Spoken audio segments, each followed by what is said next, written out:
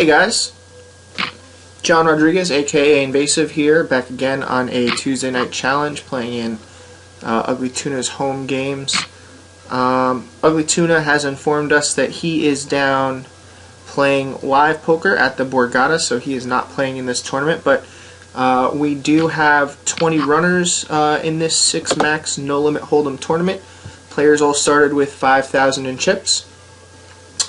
Currently our position is 5th out of 12, so 20 total runners, 5th out of 12 as it stands right now. Normally I would have started this video a lot earlier, just so I can make sure that you guys stay up with the action, but the last couple of videos that I've put out have been pretty long. I mean, you know, if you've seen the past couple of videos that I've put out, they've been in the 3.5 hour range, and I just really wanted to make sure that the next video that I put out is a little bit more watchable. You know, a lot of times early on in a tournament, your cards end up sort of playing themselves, and you know, when the blinds are relatively low, some of the decisions that you're making are pretty cut and dry. But I think we'll have a little bit more fun making decisions now that we're in a spot where we are at a table with players who have roughly between 30 and 70 bigs. Blinds in about 2 minutes are going to go up to 75, 150. So, you know, a player like Maluzzo here, who just dragged this pot, is going to be sitting with, what's that, 10, 20, 30, 35 big blinds. So, you know, we have had a pretty tight table image since we've been sitting at this table. We've been slowly chipping up. There really haven't been that many hands that have been action hands. We do have 4 players who we've been playing with the entire tournament. That's Organic Pete, Chaos Kid, Stony Horse, and myself. Celebrin and Maluzzo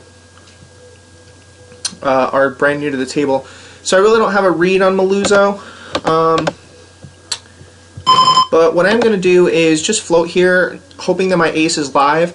I just don't think my opponent has ever misclicked, you know, basically min-raising me here with just an ace-king. I think most of the time they're doing it with pocket pairs, so just kind of calling, hoping that I have a live ace in this spot, or maybe I flop well. Obviously not the best flop for me, so I can take my time and check fold. Like I said, I've had a pretty tight image here, and right after I fold to this continuation bet, I'll show you what I'm talking about. When this player makes this bet right here, I'm putting him on, you know, an overpair. It's very unlikely that Maluzzo is making a pot-sized bet here with just 2 overs. Although, you know, there is a universe where he does make this move with exactly ace-queen or ace-king, just because he wants to make sure that I'm not drawing to a hand. You know, maybe I have 7-8 or you know, queen-jack or something along those lines. But again, there's really no reason for me to continue. I was kind of just gambling with my suited ace, kind of hoping that my ace was a live card. But anyways, we'll fold here. I'll show you my stats. Take a look here. I've seen a flop 24% of the time, and actually most of these flops that I've seen have been while I've been in the big blind.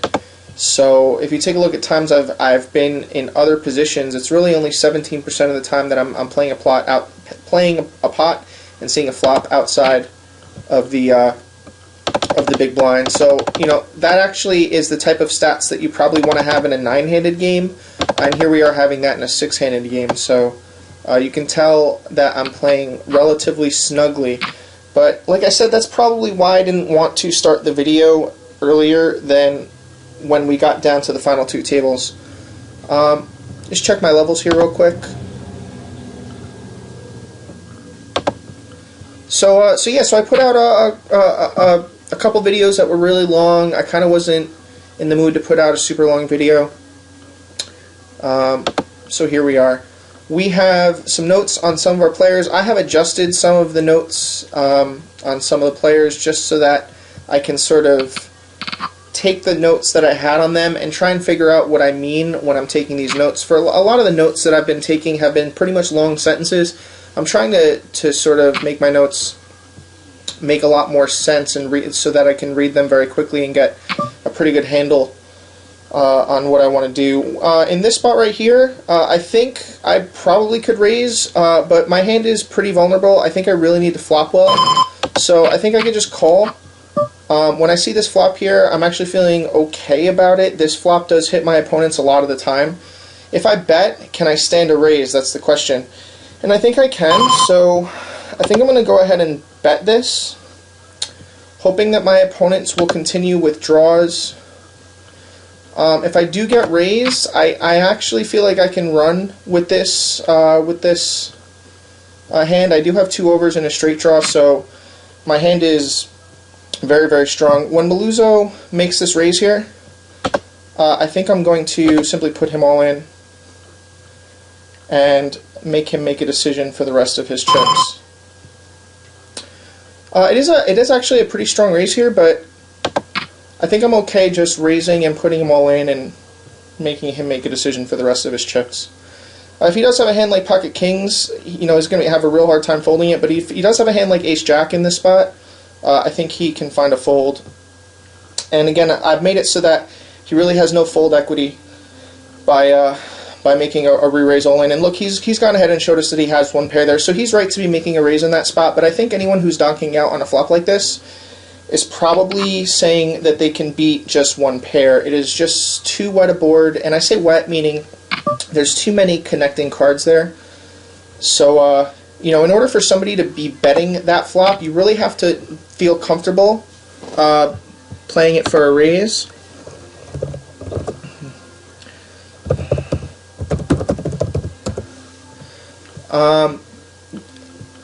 That's Brendan letting me know that he says nice hand. Looks like Maluzzo's spazzing out here and just moving all in for no reason. Probably is not the type of player who likes to fold, and when he sees that he has to fold a big hand here. I just don't know, you know, when a player, you know, next hand after losing a big pot, you know, just insta-shoves all in for a ton of chips, that they really know what they want to do in life. I mean, I just don't see this as a move that, like, I actually might even call that with something like King Jack. You know, but again, there are players that will make that move, and it's rare, but there are players that will make that all-in move thinking that people are assuming exactly what I'm assuming, which is, you know, how could this guy possibly have a really good hand? He just lost a big pot, and now he's upset about it, so he's just shoving. So I have seen players, really in cash games, taking advantage of when level 1 or level 2 players are thinking that they're just making a move based on tilt. But the notes that we have on Maluzzo basically say that he's not the best player in the world, and you know, until further notice, I really don't know if I can just give him credit for, you know, thinking just about what I'm thinking he's thinking, you know. So I'm kind of hoping that he's just going to start to make some crazy bets.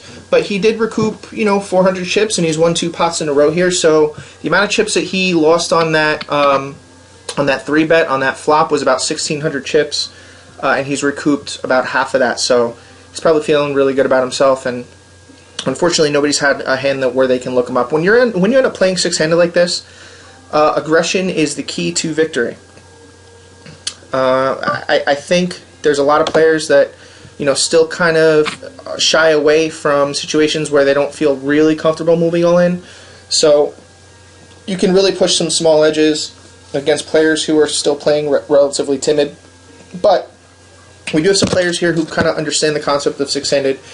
Specifically, Stony Horse. Stony Horse is likes to make 3-bets, feeler bets, quarter pot value bets on rivers. He takes advantage of weakness. This is a player who understands how to play the game, and so, you know, he has the chips to sort of show for it. You kind of haven't seen the progression of how the players have been beating each other up, but I'll just briefly let you know that we did have a player who was sitting in Celebren's seat, ZZ back, who has been up and down with his chips all day and really been a thorn in the side of both Chaos Kid and Stony Horse. I have been very lucky to have ZZ back on my right-hand side for most of the tournament today. I don't know if ZZ back is still in the tournament. Yeah, so ZZ back has chipped up very nicely at his table. When he got moved from this table, he had something like 2,000 chips, so he's back up to 8,000. I think that comes with his aggressive style, and I think normally his aggressive style will get looked up a little bit more often, but When you have a super aggressive style and you end up moving to a brand new table and they don't have reads on you, they tend to give you credit for the first couple times you end up putting your chips all in the middle until you end up showing up with a pretty shitty hand. The sizes of the pots are going to start to make a lot of sense to fight for. I think that's another reason why I didn't start this video until we made the final two tables. When you're playing poker, you want to try and find ways to win pots that are meaningful to you. There were a lot of pots that I kind of gave up on early on in this tournament because they were really, 150, 200 chip pots. When my opponent raises to 175 pre-flop and I have to defend, and then there's only 500 or 600 chips in the pot, and I'm sitting with 8,000 chips. There's a lot of times where I made some pretty big laydowns with just a single pair. I actually laid down top pair to a single raise, and have been laying down some draws just because I don't really feel the need that I have to fight the opponents right this second. Maluzzo is attacking my big blind here with just a min raise. Now normally I would be raising with ace-8, but I had just 3-bet Maluzzo right now, and my hand really is kind of vulnerable, so I think I'm just going to let it go and let Stony Horse play Maluzzo in position. If Stony Horse isn't in this hand, I probably play this hand, but Stony Horse in position on Maluzzo, and Maluzzo continuation betting a lot of the time. I expect Stony Horse to be able to get a good read on Maluzzo and make correct plays and correct calls and raises, so I just don't want to get stuck in the middle of that, especially playing out of position against a good player like Stony Horse. Obviously, Maluzzo makes a continuation bet of the exact same amount that he raised pre-flop, so if he is bluffing, that's a really bad amount to be bluffing. It's a bad chip bet to be bluffing because Stony Horse has already put 300 chips in the middle. When Stony Horse flat calls and then sees this bet and snap calls again, I think Maluzzo really needs to slow down unless he has at least 2 pair. And Stony Horse might end up just looking up, showing King Jack in this spot. But again, Stony Horse is the type of player who is going to push his small edges, and if he feels like he's up against a player with weak holdings, he is going to make some substantial value bets and or small bluff bets on rivers where he missed. And that's one of the reasons why I like the way Stony Horse plays, because he doesn't let you see his cards. He doesn't go to showdown unless he really feels like he has to go to showdown. So I'm not mad at the way he plays that hand, and again, I got out of his way. Kind of knowing he was going to play that way. So when we're kind of hanging out, I hope that you guys are okay with the music that I have. I have some EDM in the back, Nigga Romero, Cruella, some Borges. I try not to turn it up too loud. I watched the last video that I put on, and it was a little loud, I guess the music was, but if you guys have a comment if the music is too loud, you can let me know. Chaos Kid limping under the gun here. I think I'm well within my rights to raise, but again, I'm actually playing really tight aggressive in this tournament, more so than I normally would be, and I think it's really for balance. The past couple tournaments that I've played against very familiar players such as Chaos Kid, Celebran, Organic Pete I don't think I've played in the past couple tournaments, but Maluzzo we definitely have. They probably are noticing that I've been super loose, and I kind of just want to balance out the hands that I'm playing with these players watching. Again, when you play these home game tournaments, these are opponents that see you pretty much all the time, so they have a lot of hand history against you, whether they record or take notes, just based on the fact alone that they end up seeing you play a shit ton of time. It's probably not good that you just spaz out and super aggressive all the time, because if you're not changing gears and really not giving your opponent to doubt themselves when you do make moves, then you're going to end up, I guess, one-noted. I guess a chef would call it, under-seasoned, where it's just not good enough. So when you get an ace in a 6-handed tournament, it's usually good enough for a raise. But I think I'm just going to be min-raising in these spots.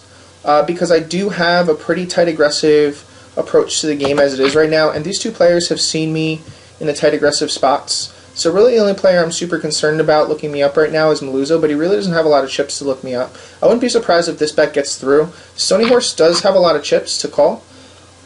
We do have a backdoor nut flush draw and a pair, so I think this is enough for me to be continuing. Although Stony Horse probably will be continuing with any pair of his, so I think it just wouldn't make sense for me to not bet.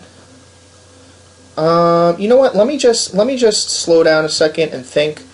I do have the rights to bet this, so I think I'll just check, and let's see if Stony Horse wants to get aggressive on this heart. If he does end up betting, you know, I may end up just calling or raising. I'm certainly not folding if he bets. When our opponent checks to us twice, I think in this spot the delayed c-bet goes through a lot more. Not to mention, we really are going to get a little bit more respect if we are making our bets here. So I think I can just bet 450. Stony Horse may continue with a heart or a jack. He's obviously continuing with a queen. He may continue with a 5. But we were the pre-flop aggressor in this hand, and if he completely missed and has complete air, it's just going to be really hard for him to look us up in these spots. When he makes this raise for 1,500, so it's basically 1050 more, I'm basically just looking at the math and trying to figure out what my outs are. So, you know, if our opponent already has a flush, then I guess our outs are only, you know, these 3 hearts plus his 2 hearts plus my heart is 6 hearts out of 14, so I have 8 outs twice to a flush. So I think the math on that is 16-17%, so we'll call it 1 in 5. So I've got to call 1,000 to win 3,000, and I'm not getting the right price, but I don't think necessarily that he has a flush right this second. So I'm just going to call and take a card and see what happens. When Stony Horse checks to me, I don't know if I'm going to bet. When he makes a super fast pot size bet,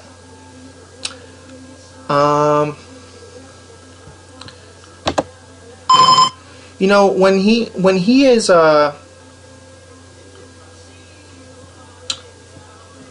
know, I saw him with a pretty big hand, quarter pot value. You know, I guess the question really is, do I think he's bluffing? And I just don't know if I do. And even if he is bluffing, you know, maybe he's hit 2 pair or something along those lines.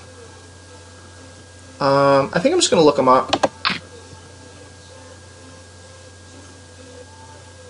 So we end up seeing this bet, and he has 3-8. So you know, he does have a bluff in this spot. And I think me looking him up was really just about what is it that I know about Stony Horse, and I think he's actually probably, if he has the nuts there or has a you know, actually I'm just gonna, Brendan's telling me a nice call, and of course you know, I don't know if I like the call, but I just know enough about Stony Horse to know that if he does have a nutty type hand there, that he's probably value betting it instead of just snap pot betting it. Of course, he probably could have me beat with a pair, but again, I think a lot of pairs just end up checking back and aren't making the moves that he make. But I think his story just didn't make complete sense to me, and when I get confused, sometimes I just end up looking at my opponents if they're in a spot where they are running a line against me. They have to understand that I'm not going to be afraid to look them up or call them down if I feel like I have the best hand. So I think if my tournament was on the line, I maybe just fold. But considering my tournament really wasn't on the line and I was left with about 5,000 chips if I'm wrong on the call, then I think I was okay with just looking him up and getting the information. So, you know, just knowing that Stony Horse is capable of making moves like that, I think if there was another player, like say Organic Pete runs that bluff on me, I know that from experience he really doesn't, he's not really capable of running that elaborate a bluff against me. Nothing against you, Organic Pete, if you're watching this video, but I really haven't seen you get out of line and make moves like that. Stony Horse, on the other hand, I have seen once or twice, and once I see it once, then I know what that person is capable of doing, especially when that person has the chips to make that move. It is a very profitable way to be playing poker, is to be putting max pressure on your opponents. I think hopefully he sees that I'm willing to look him up and he doesn't try it against me again. I think I have to be raising here with an ace high. I think that's just part of the rules when it's small blind versus big blind. So I think I'll just raise. If Organic Pete wants to shove over the top, I think I can get away from it. But I have shown that in hands that you haven't seen on this video that I have been, folding my small blind. I haven't been raising his big blind up a whole lot. So I think my bet gets through there a lot of the time. So anyways, we're doing okay. We're feeling good. Looks like our position is first place right now out of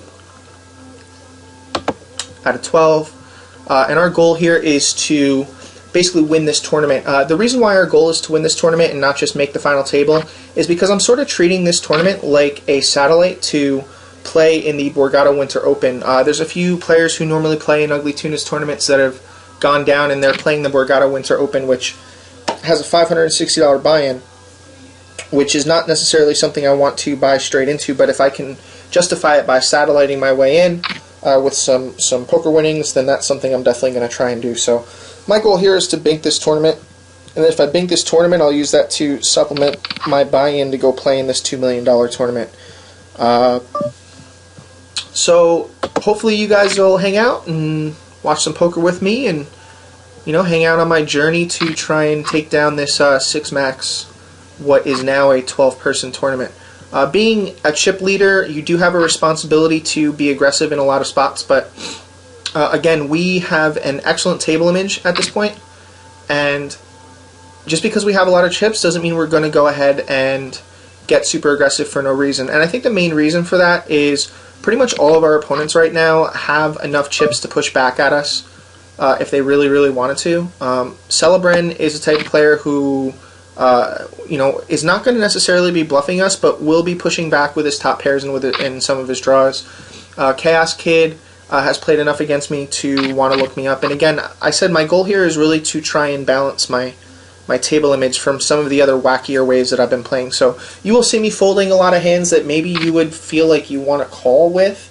I think a lot of my game is going to be coming from when I'm in the big blind and when I'm in the small blind when I'm forced to play some hands.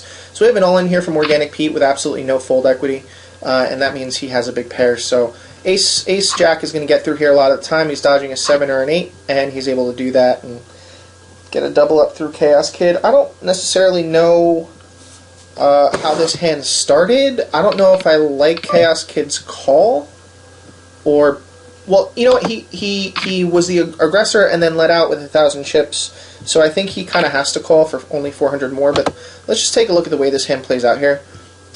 So, when you're playing six-handed Ace-Jack in position, I actually don't mind this call right here. I think if you raise and you flop bad, you end up putting a significant percentage of your chips in the middle without actually seeing a flop. So I actually don't mind just calling in this spot. So let's just see what happens. So when Chaos Kid decides that he's going to raise out of the small blind, I guess if you're Organic Pete, it's kind of a scary situation because it's going to take a lot for Chaos Kid to just raise this, knowing that there's a small stack that's kind of just limped in. So, Organic Pete, by limping in, you've expressed interest in this hand, and obviously I think you're playing this hand, I think you're playing aces this way, I think you're playing kings this way, so for Chaos Kid to be making this raise, I think he's doing it knowing that he's going to be calling your all-in, so I think I kind of like the fact that you end up just calling. Now, when Stony Horse calls here, I'm trying to figure out if you have fold equity, if you just shove all in, because you kind of don't want to be, well, I guess maybe you do want to be going three-way to a pot, but I don't think you kind of want to be getting in a hand against two other opponents as a short stack. I think one other opponent is all you want. So, say you overshove here for, you have to call 400, that leaves like a 1200 chip bet behind it. Yeah, you know what, I think the 1200 is just not enough to get both of these players to fold, because if Chaos Kid's definitely calling you, then Stony Horse is getting the math to call you. 1200 to win like a 5,000-6,000 chip pot. So I kind of like the fact that you just call here in position and you get to see a flop before you make a decision. Celebrin's making it, what, 600? Yeah, I don't think I want to get involved right this second with Celebrin. But anyways, we go ahead and we see a flop, and the flop comes ace high. Now, Chaos Kid needs to recognize that he's up against two other opponents who are in the hand for a raise. So it is extremely likely that at least one of his opponents has an ace. So I think his feeler bet needs to be a little bit less. Like, I'm not mad at the feeler bet because he was the pre-flop aggressor in this hand. But I do think it needs to be a little bit less, somewhere in like the 700 to 800 range. When he bets more than half pot here, you know, he has to know that any ace is looking him up. And there's a number of aces that'll just call, all things considered. So I think he can get away with a little bit of a smaller raise. Anytime you're the pre-flop aggressor, I think it kind of goes without saying that you want to be continuation betting. But again, when you're out of position against two opponents, that's part of the problem with playing small pairs. And if you take a look at one of the videos that I did probably a day or two, or I posted a day or two ago, I talk about how small pairs can get you in a lot of trouble when you're playing them out of position late in a tournament. But anyways, you know, Chaos Kid has decided that, you know, maybe he's willing to be in a pot all in against Organic P, but maybe not against Stony Horse. I don't know exactly what Chaos Kid's feeling is when he sees the ace out there on the board and there's two people that are here. I'm trying to make an argument for checking. So if Chaos Kid is checking, and this goes, and Stony Horse ends up checking, as he probably should, and Organic Pete decides that he's going to shove all in because he has basically a little less than a pot size bet left. I'm wondering if Chaos Kid is in the mood to call. So I think it might be just really weird where if he checks and Stony Horse checks and Organic Pete shoves, I think Organic Pete can be shoving light, knowing that the original raiser has checked, because when the original raiser checks on this board, it's a little bit of a sign of weakness in most cases. There are some really good poker players who will see this flop with an ace and check it, knowing that Organic Pete's going to recognize the weakness and want to make a move, and so you can turn your hand into a bluff catcher. But I think obviously this bet gets through all the time if Organic Pete has King Queen and Stony Horse has Jack, even a 9. I think this bet gets through. So I'm not hating this bet. I think he probably could have gotten away with a little bit less. But anyways, he ends up making Stony Horse fold, and it's only 494 chips more to call to win, you know, roughly 4,500. So he's getting 10 to 1 on a call. So he's actually getting the right price, even with pocket sevens, to be making this call.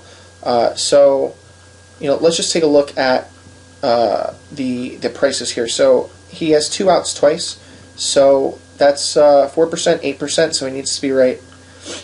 Basically 1 in 10 times, because it's 2.2% per card.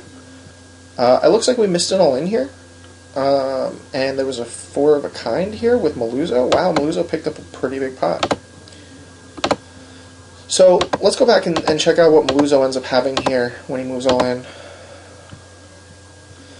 So Maluzzo's in the small blind with pocket fours. He's going to definitely want to be playing this hand. And he just, you know, flat calls here with the pocket fours, which I like, especially with his chip stack. I think Maluzzo plays his hand right. I think a lot of players will raise out of the small blind with pocket fours, very similar to the way that Chaos Kid raised out of the small blind with pocket sevens. But until you see a flop that you're kind of okay with, you should really just be set mining for a really cheap price. You know, like if Chaos Kid had just called the 100, he'd be, you know, calling 100 to win about, you know, 600 or 700 pre-flop, and then he'd be in a spot where, you know, he can just let go of his hand if he doesn't like the way it works out. We are forced to play a 4-6 here. We don't want to play 4-6. We're not even going to take a stab. We're just going to let Maluzzo take down this pot with any bets. I mean, if he makes a min bet, which he probably should be making a min bet in this spot, then we can just think for just a moment and just fold. But, sorry Maluzzo, we're just talking about your hand here, bud. So Maluzzo does the right thing with a small pair and just limps from the small blind. You know, he's calling 100 to win 750, so he's going to be flopping a 4. I think the math on that is 12% of the time, or 1 out of 8 times. So he's getting the exact right price just to be set mining in this spot.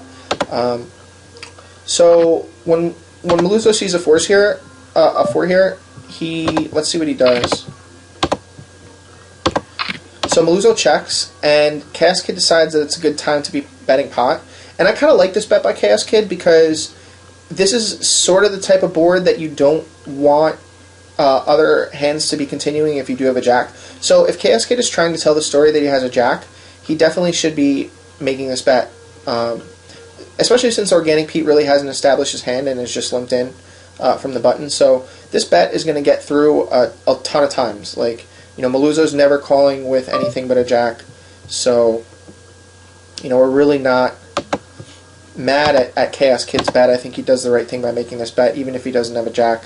The problem is he gets 2 callers. Oh, no, he gets a min raise out of the small blind. What do I think about this min raise? It's just like, God, I mean, how do you, if you have a jack, can you ever fold to this min raise? The problem that I have is Maluzzo making this play only has 2,500 behind, so he just has to be so strong so often for him to be making this play. Like, even people who like to run elaborate bluffs and try and steal pots, looking at a pot-sized bet and a call, Maluzzo, if he is trying to bluff, say he has a hand like, you know, Queen 10 of clubs, and he has a semi-bluff, he's putting all his chips in the middle right now because there's already, you know, 2,000 chips in the middle and he only has 4,000 chips left. So when he makes this, you know, super weird clickback raise, it's just never a bluff. And so if you do have a jack, I think it's probably the right thing to do to lay it down, but you hate laying down a jack. It's tough for some players to lay down top pair, but let's just see the way the hand plays out. So Chaos Kid decides that he's just going to call, and Organic Pete calls behind.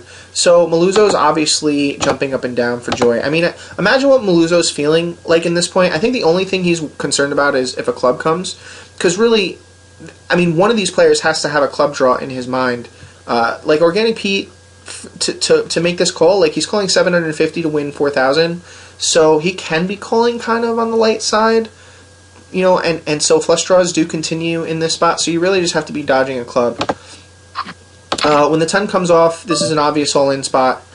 You know, Maluzzo has done us some favors here by not raising, so we end up getting to see some flops here. Here, I obviously haven't flopped anything. I'm playing like a stupid nit bitch at this point. But again, I kind of am just okay. You know, I'm kind of just okay with my table image at this point. You know, Maluzzo's going to go ahead and make a 200 or 400 chip bet here. When he doesn't bet, I think he leaves the door open for us to bet. But I just don't care. You know, I mean, Maluzzo's the only player at the table who actually has enough chips to really have me concerned. So this delayed c-bet from Maluzzo is just going to get through a lot of the time. And I think the only way I'm kind of looking this up is with a 9. I think even with a 7, I probably don't look this up. But I think if I have a decent 9, I don't have to fold. But any other cards, I have to fold here. So anyways, on the previous hand, Maluzzo moves all in with his set of 4s. And it's a very safe board for him to be moving in. It also protects his hand from any club draws, because club draws really aren't getting the right price.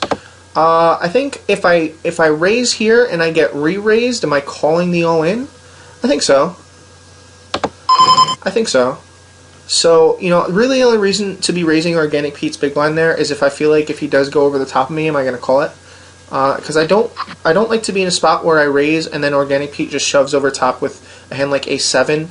And I just fold. It would just be really bad. Am I going to overplay Ace-King in this spot? Maybe.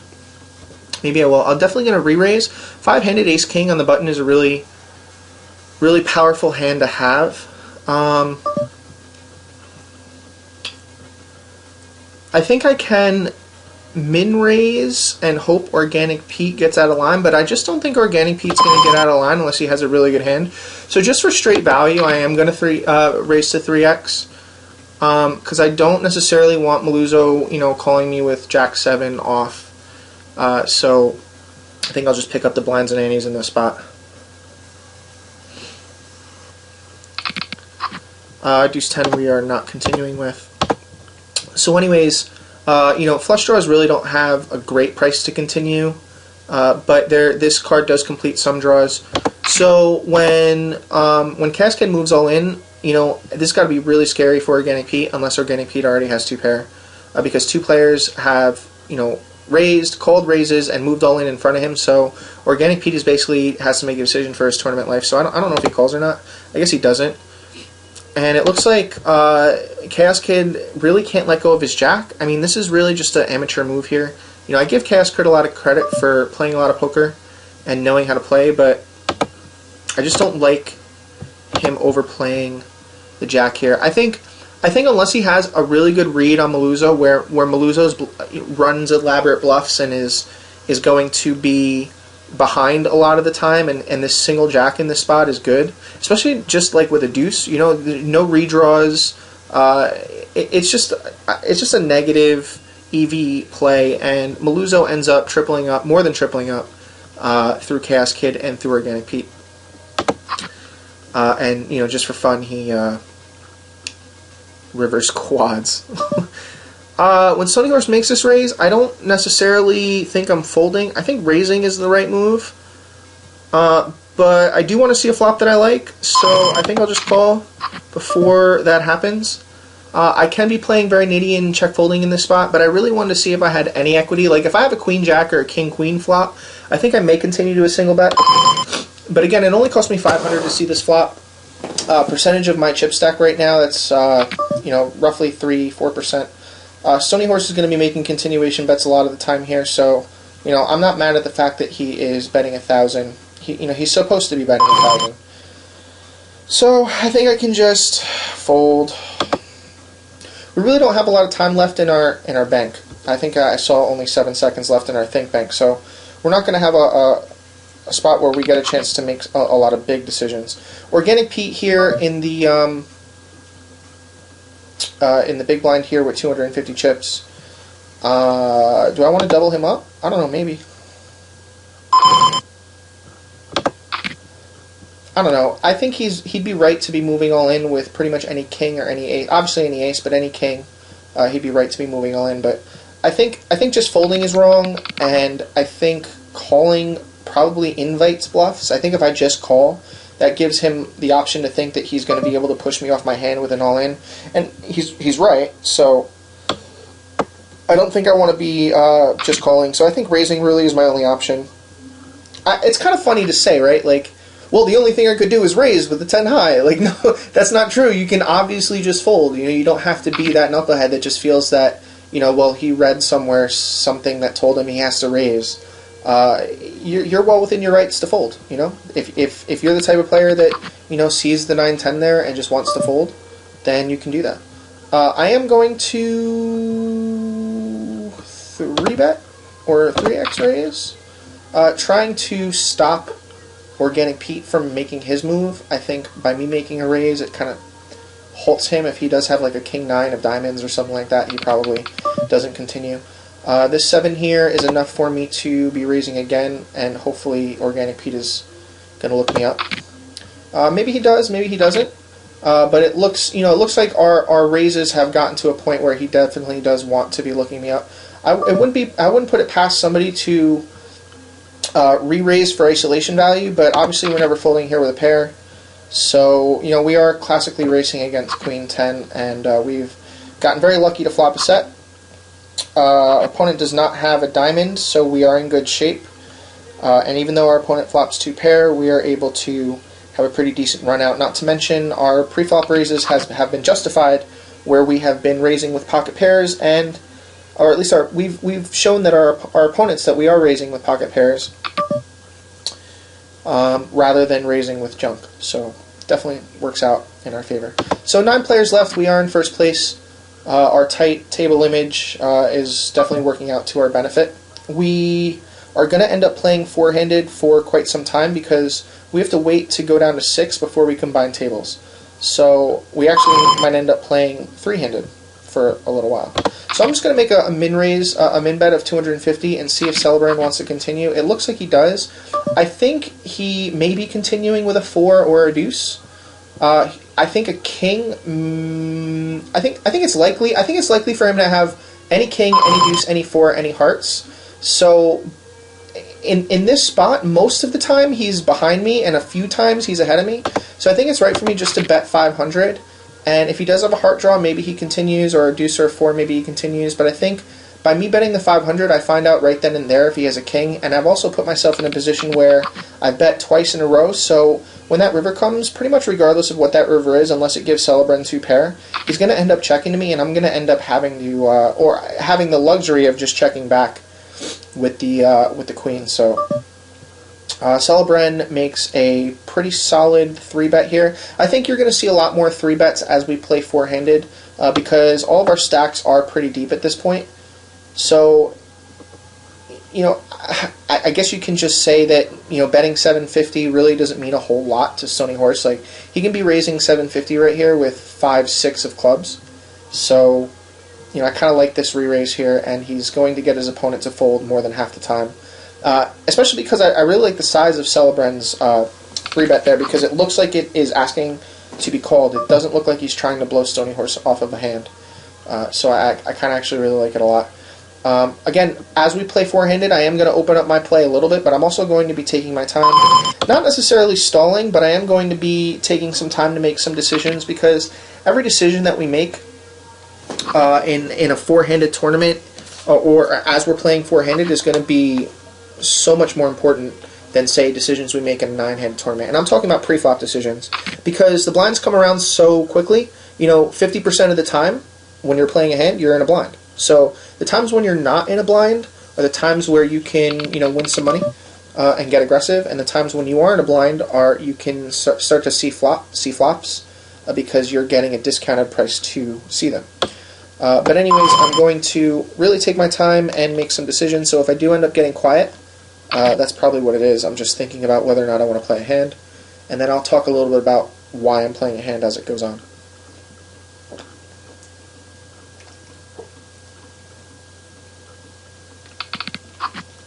Deuce 5 in the big blind. We're not going to be defending if Stony Horse makes a raise. Celebren may decide he just wants to limp. When Celebren raises here, I think I can just fold, even though I don't like folding to these types of bets because I'm always playing in position, right? So, you know, the only person I am actually playing in position against when my when my big blind gets raised is the small blind. So if I am going to be defending my big blind, I love defending it against the small blind because I know that I'm in position and can make decisions after on the flop. Having an ace in this spot, I think it's very nice, very sneaky for us to just be slipping in with an ace.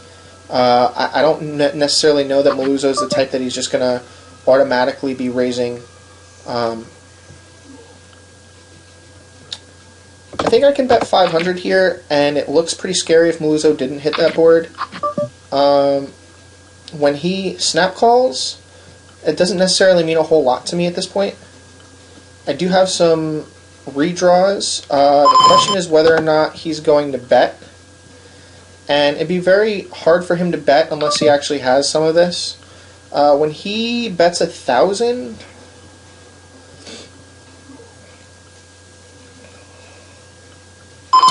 You know, this is an unraised pot, okay? So, you know, if my opponent has 4-7, you know, we're just in such bad shape. So, you know, really the only card that kind of saves us is a 4. So, you know, even an ace you kind of don't feel good about. But anyways, you know, we tried. You know, there's a possibility that we could have raised pre-flop maybe to the same amount and gotten Maluzzo to fold his shit hand, but we were able to be aggressive without looking overly aggressive. And it really doesn't do a whole lot of damage to our image. You know, it's very likely that Maluzzo, you know, just has a pair and a draw in that spot and is protecting his cards with a 1,000 chip bet. Again, having an ace is a pretty powerful thing to have. So I'm just going to be min-raising. I don't know if I'm inviting people to try and fight against me by min-raising. I think I am. But I also am not 100% happy. Like, Maluzzo is going to be, with his amount of chips here, he's going to be kind of a pain in our ass. But again, we have the amount of chips where we can make a couple mistakes and we'll be okay. And I don't think I want to be playing ace-deuce out of position. Is it likely our opponent doesn't have an ace? I guess. I mean, is he ever making this raise with king-queen? Highly unlikely. I think he does this with ace-jack or better a lot. Really just because this raise doesn't necessarily mean super strength.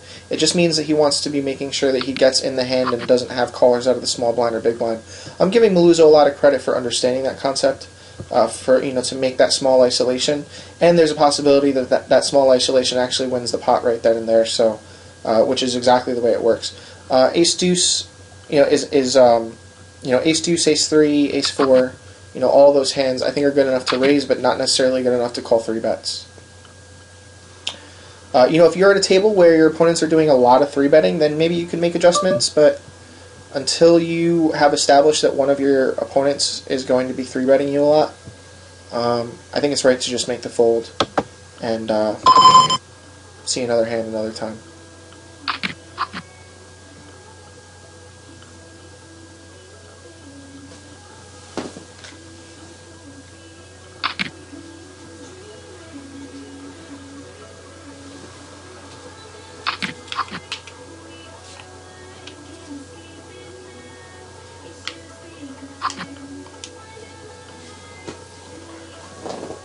So Miluzzo actually has been playing relatively well. I do have a note on him that he's kind of not that good a player, but I think what I'm going to do is amend that note, because when I did take that note, it was back in November.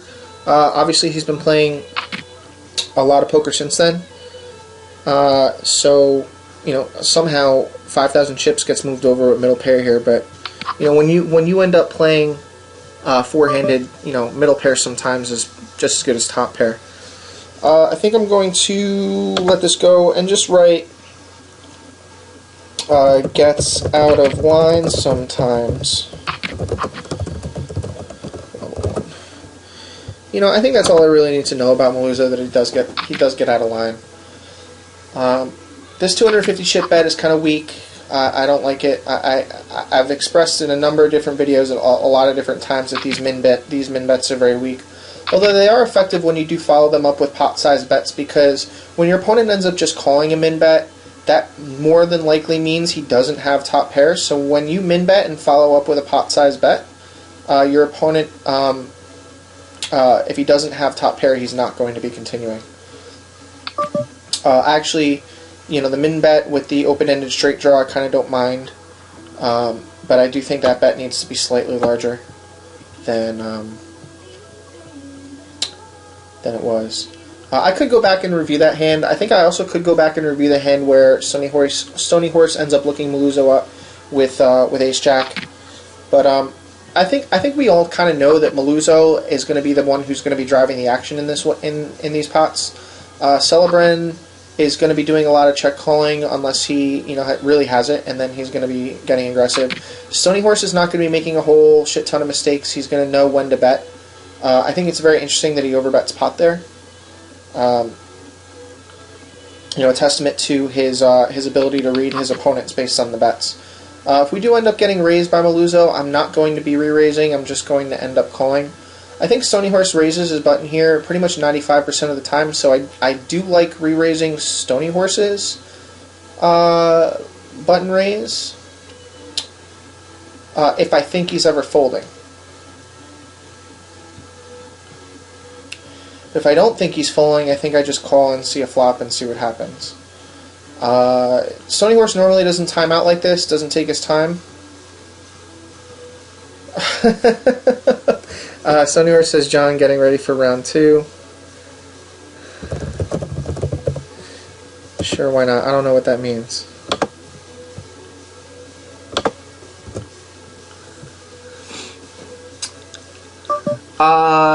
Kind of the speech there.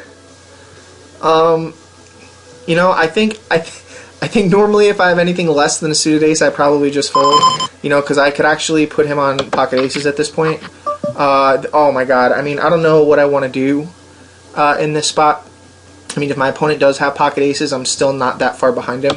So I think I can just check, let my opponent make a bet, and I can just call, because I've shown him that I'm willing to call him down with third pair. So if he decides he's going to continuation bet, I'm not quite sure exactly what it means when he min raises and then checks back.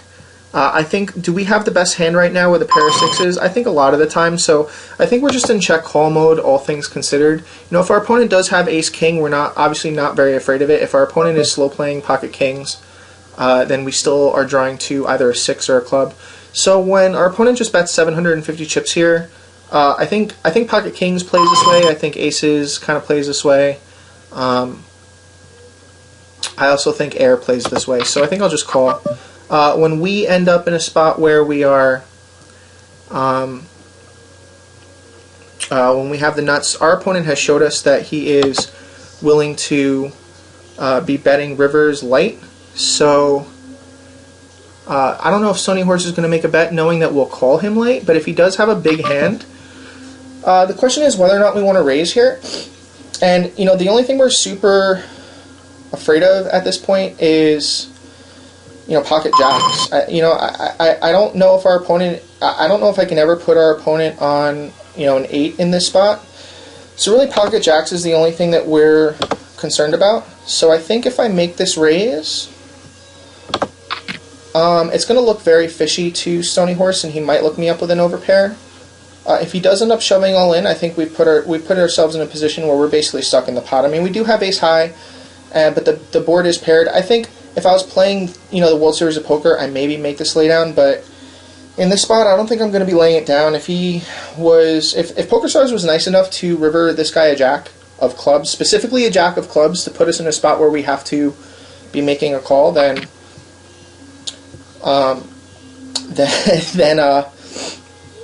you know, I actually don't know what Stony Horse ends up calling us with, but I think we did the right thing by kind of slow playing our hand and getting our opponent to want to look us up. Because, you know, we've shown Stony Horse that we are looking to get involved. You know, so, you know, it's very likely for us to be making a play. Back to my cave, he says. So Stony Horse is actually giving us the action that we kind of want, and I think, you know, I'm trying to figure out. Let's just figure out before we decide what we want to do here. He ends up calling us. Oh, so the jack actually ends up being a really good card for Stony Horse, and you know, I think if we bet this river, he just flat calls us.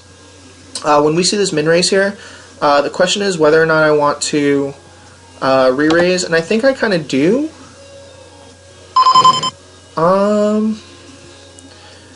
I think I'll just call, and hopefully maybe Maluzzo gets out of line and senses weakness and decides he's going to overshove. And I kind of felt like that was going to happen. If Celebren overshoves on top, then I don't know what I'm going to do with pocket queens. But I think I can just call and see a safe flop, because the question I have is, you know, maybe Maluzzo actually is doing this with ace king. Like, maybe I have to give Maluzzo a little bit of credit in this spot. So if I see an ace or a king, maybe I can get away from it. So I don't know exactly how Maluzzo is going to play his hand, but if he does have a hand like ace king, I think we're just in so much trouble. Am I willing to double this guy up?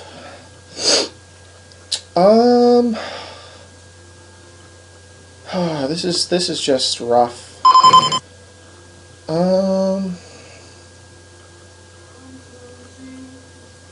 This is just such a super strong bet. So I think I'm just going to put him to the test, and maybe he snap calls with a king. But my hand's just too good right now, and you know, I kind of expected him to have a king if he's going to be making that bet. But again, you know, I kind of didn't know. It's hard for me to put him on exactly a king. You know, I probably could have re-raised him again, but I don't know. I think my spider senses were tingling when he makes that half pot size bet, because it does represent a whole lot of his stack. But just knowing what I know about Maluzzo, he is willing to get involved in pots and get involved in big hands. So I don't put it past him to be making that bet there with less than a king. But, you know, upon further review, just normal people probably wouldn't be making that bet with less than a king. So my hand was just, you know, I had said before the hand, if I see a king or an ace, I can get away from my hand. And I didn't really follow those directions. But I'm not completely out of it. It looks like the computer is telling me that I'm still in 3rd out of 9th place. You know, Maluzzo has a lot of my chips. Yeah, that's fine, but we can repair. We can get those chips back. I'm not too concerned about it. Do I want to play Maluzzo out of position with a queen high? let's just call and see a flop and see what happens. So we didn't make it to pair status, which is always nice. Does our opponent hit pairs? Not really, so I think I can just make a min bet here. My opponent will continue with pretty much every card that he has. Like, there's not going to be a whole lot of cards that he just folds.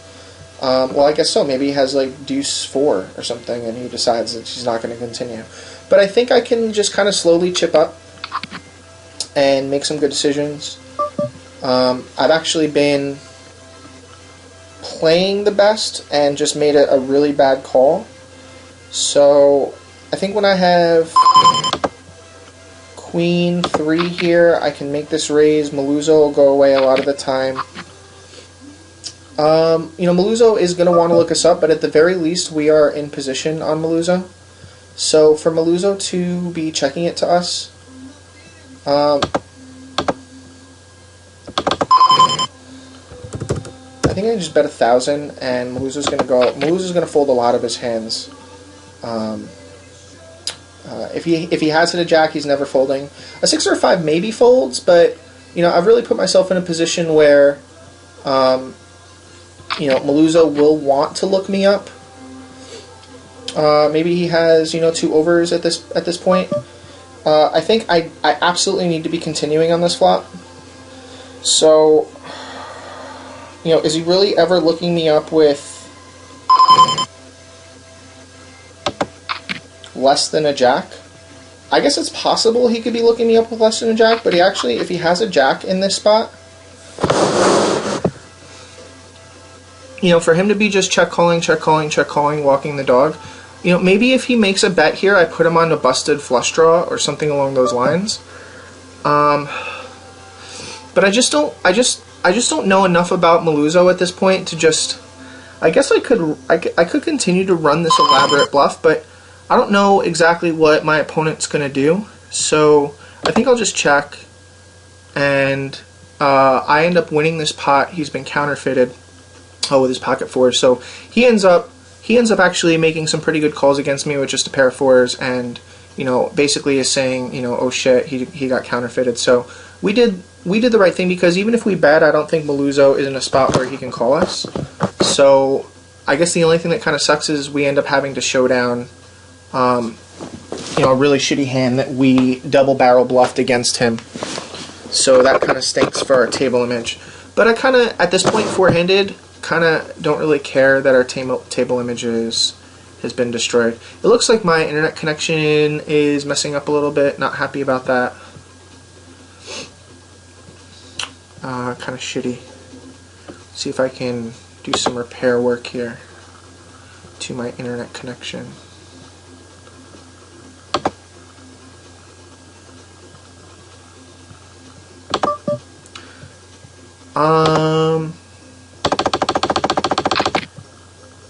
Yeah, I think we've sufficiently aggravated Maluzzo that he ends up losing that hand.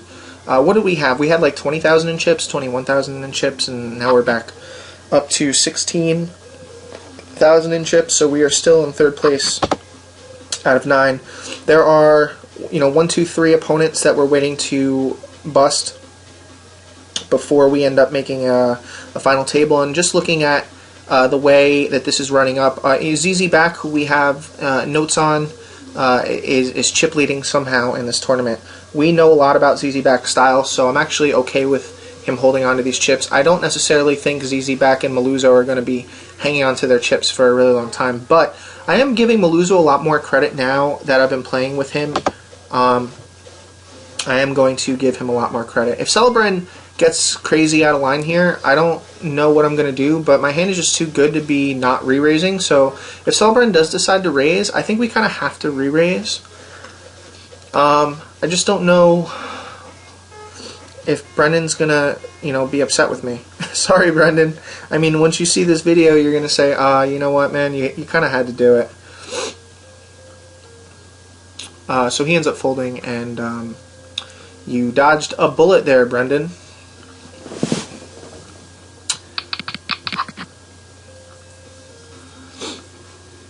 Anyways, Brendan's going to end up having to be making a move soon. Obviously, Stony Horse is going to have to be making a move soon. Maluzzo has seen that we are willing to be 3-barrel or double-barrel bluffing him so he's not going to be in the mood to be folding a lot to us. So I think I'm just completely okay with the next time I get in the hand with Maluzzo. I really want to have some equity in the hand, you know, at least middle pair or better. Jack 10 in this spot. I think Stony Horse, if I raise, he's just going to automatically assume that my raise is light as a button raise, and I really can't stand a spot where I can call a re-raise. He does have a perfect re-raising stack, so say I raise to like 900, he does have the right stack to be over-shoving with 40, 200, so I really don't put it past him to do that with, you know, any King Queen, King Jack, Ace 10 sort of hand. Maluzzo's really not taking a whole lot of time to think, so actually Maluzzo ends up showing up with an awesome hand. Stony Horse has very little outs left, needs a 6, and does not find a 6. So you know, it kind of works out in our favor that we actually would we have rivered a straight here? That would have been super sick. So I'm not quite sure what I want to do in this spot. I think I'm just gonna call. You know, I would really not want to overplay my Ace King in this spot, so considering we can really hide our hand very well here, I think I can. You know, I don't think Maluzzo is going to be in a spot where he really wants to believe us, so I think I can. You know, I think I can just make a bet and take the pop down a lot right here. I know it's probably right for me to be check raising in this spot, but I do think my bet, knowing that Maluzzo thinks that I'm a fish, I do think my bet gets raised a lot. So when he ends up making this raise here, I think I can. This is actually this is a really good feeler raise. Like, if Maluzzo thinks I'm bluffing, I think it's just a really good feeler raise. But I think I want to get all my chips in on the turn, so I think I'm going to make a substantial raise and make Maluzzo define his hand. And again, I think Maluzzo's now, I know that he's capable of making feeler raises against me. But I do like this raise here because basically a lot of the time opponents, when they see this raise, like I have made a half pot size bet, and if Maluzzo makes this sort of basic min raise, then I'm going to be checking turns to him a whole lot. So if Maluzzo's in a spot where he has a hand like 8-9 or 9-10 or you know, just, you know, super drawy hands, like even 5-8, if he's ever in this hand with 5-8, and I make this lead out and he knows he wants to see a cheap turn and quite possibly a cheap river, then he can be making this raise with a drawy hand. You know, I make it 735 and he makes it 1500, which is just over a min raise. So a lot of times players are going to call and call scared. You know, obviously my hand's very strong, but let's pretend you're actually sitting here with a hand like King 9, okay, which is still relatively strong three-handed, actually very strong three-handed, but it's still not the nuts. So your opponent very well could be making this move with King Queen, King Jack, and you don't like the way King 9 feels. Well, if you just end up calling this, well, on pretty much every turn, you're checking. You're just insta-checking to the min raiser. And if Maluzzo is on a draw, he's going to get a chance to check behind if he wants to, if he hasn't hit his draw. So he's setting a really good price to see 2 cards by making that feeler raise. I don't necessarily think that I can just fold Ace-7, so I am not going to just slow play or fold Ace-7. When we end up flopping middle pair here, we are more than likely going to be c-betting, I think. Perlman just got at the table. We really don't know much about Perlman. We do end up checking behind and turning the nut flush draw. So I think if Maluzzo bets, we can very comfortably just call this. I do think Maluzzo is capable of making a pot-sized bet here with absolutely nothing. I do think if I take my time and think and call that Perlman's not going to want to continue unless he has at least a queen. So if Perlman does end up in a spot where he wants to call, then that's completely up to him. Obviously, this is the best card in the world for us. So if Maluzzo wants to continue his elaborate bluff, that's completely up to him. But I think what we're going to do in this spot is raise to 9,000.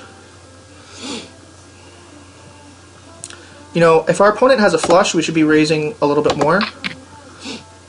But I just don't think our opponent has a flush. If they do have a flush, they're probably moving all in.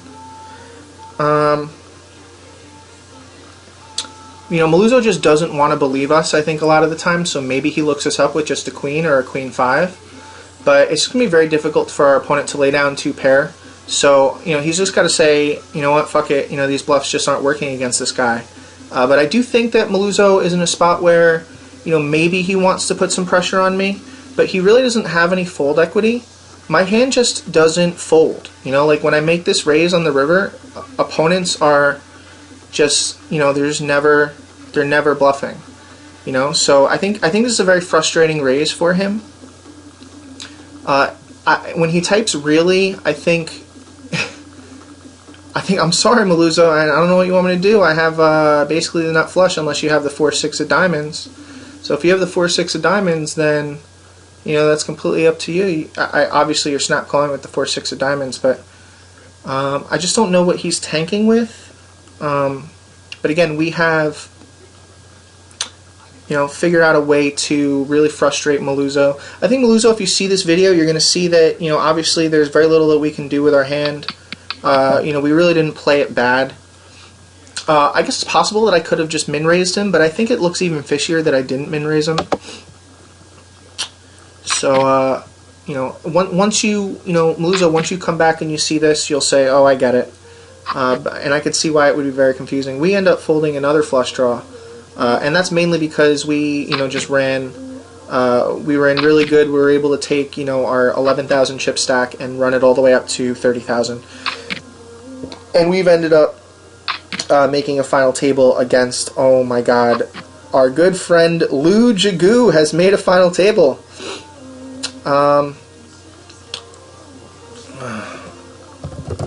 Good game, Brendan. So we are 5-handed at the final table.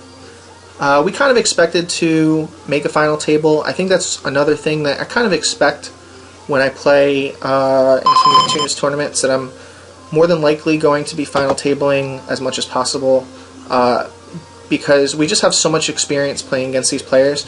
This is actually probably my nightmare final table. I mean, if I really think about a nightmare final table, having Maluzzo in a spot where he just wants to look me up all the time. ZZ back is a player that we understand has a lot of chips, and it can be very, very dangerous to be playing against Maluzzo with all these chips. And Peelman, we do have a note on limping in early position with any 2 suited cards and 10-10, so he does a lot of limping, a lot of peeling, if you will.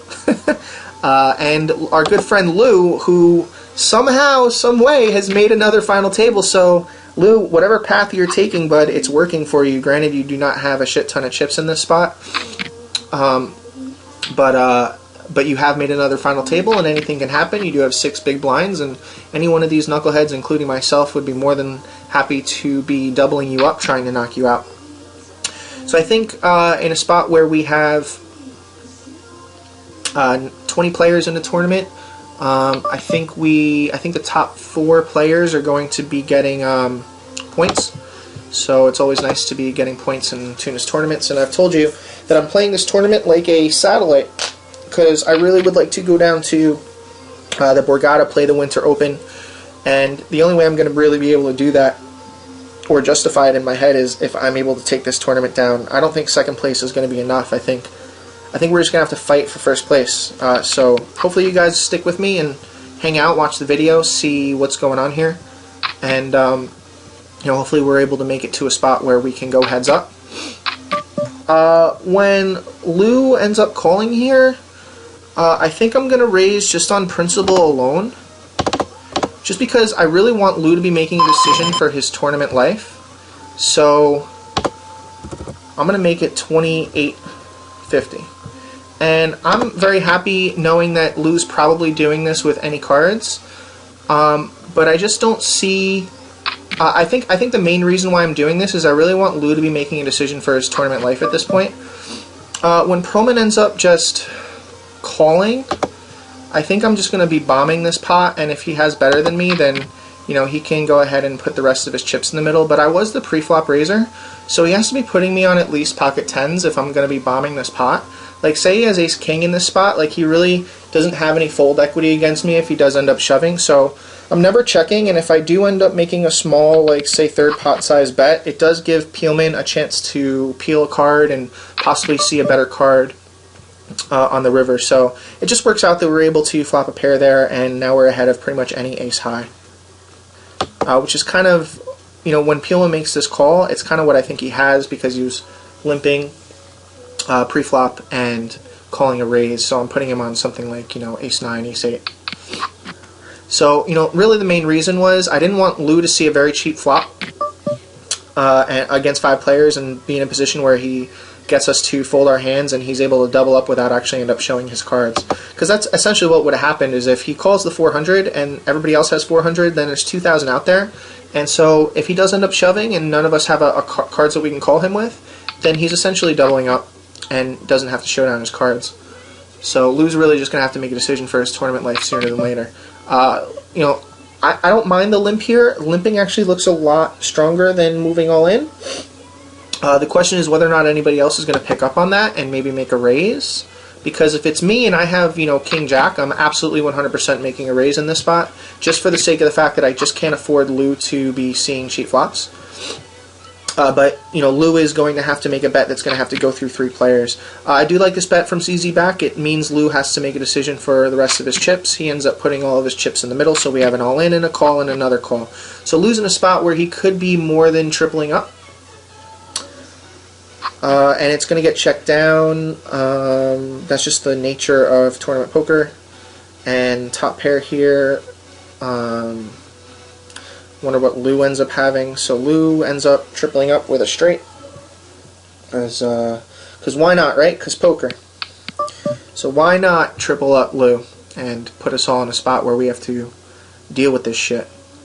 So, you know, again, Lou is simultaneously the luckiest player and the unluckiest player. I mean, this guy gets beat up a lot in tournaments. I personally, you know, when he has Queen 10 there, I personally am shoving all my chips in the middle.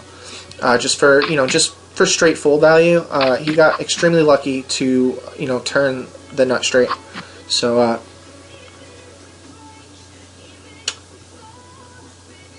you know, if ZZ back is in a spot where he ends up just gifting chips off to Lou, then, you know, this table can get really, really, really frustrating really fast. So, you know, I do like my odds against some of these players, but there's just danger. There's danger around every corner here. You know, ZZ back, Lou, Maluzzo, very dangerous players, and they do like to look you up. So.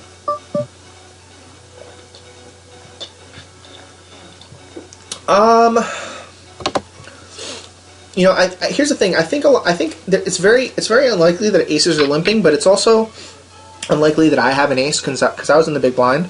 So this bet from Peelman here is going to get through like so often because he's really the only person who possibly could have an ace.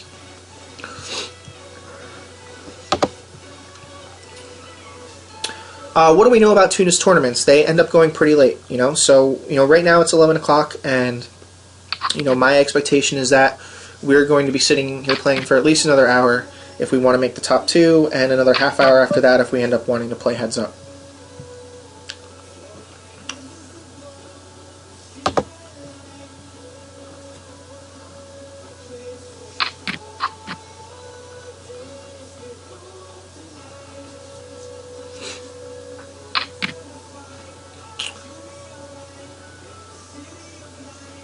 So I think Lou was the original raiser in this pot, and he ends up making a very callable 1,200 chip bet.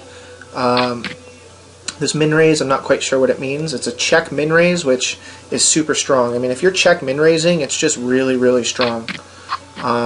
If Peelman checks, it's terrible. Like, Peelman needs to be making a bet here.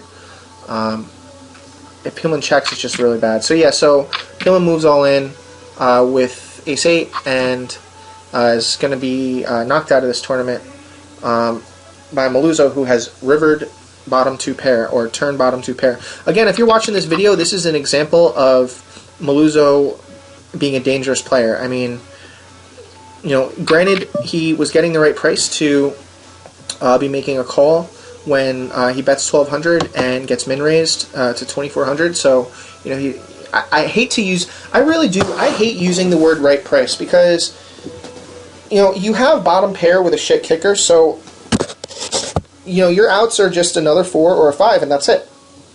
Like, you're only continuing in the hand with another 4 or a 5. I think the problem here is Peelman's bet. This sort of, so Lou's going to end up probably doubling up through ZZ back, and this is just going to be a very frustrating way to lose.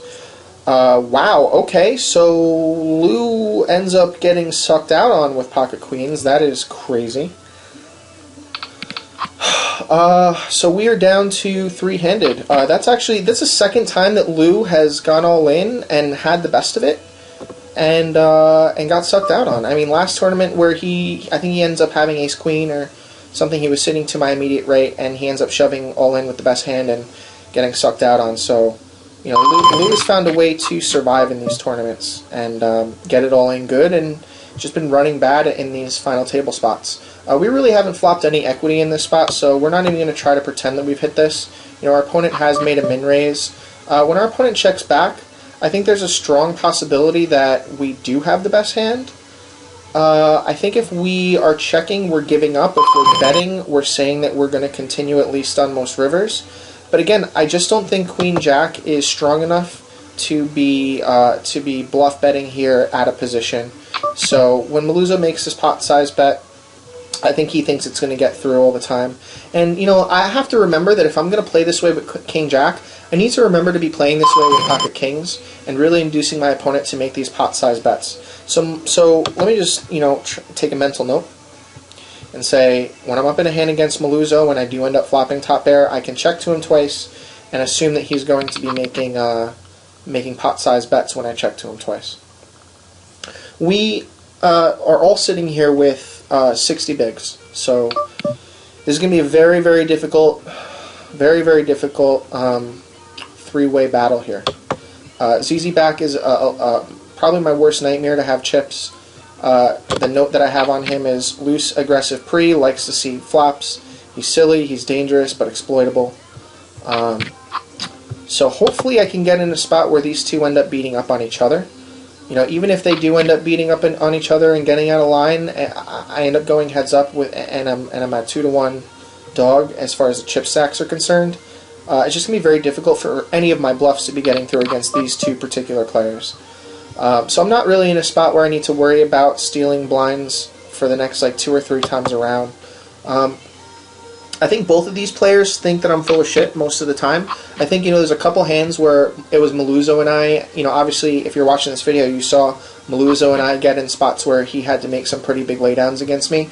And I've made comments in other tournaments where, you know, I've said, hey, look, you know, if you have an opponent that you know has made an extremely big laydown against you, well, they're going to be a lot less likely to make a second big laydown against you. They're going to end up looking you up.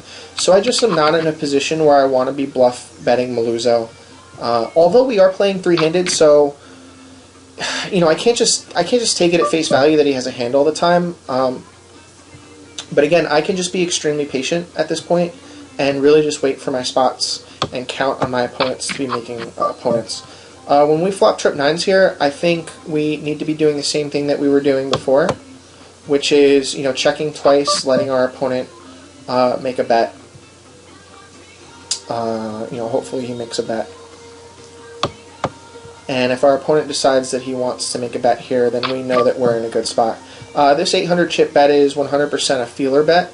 So the problem that I have with feeler bets is that if I just call, then I can pretty much guarantee that our opponent is never going to be continuing on any rivers.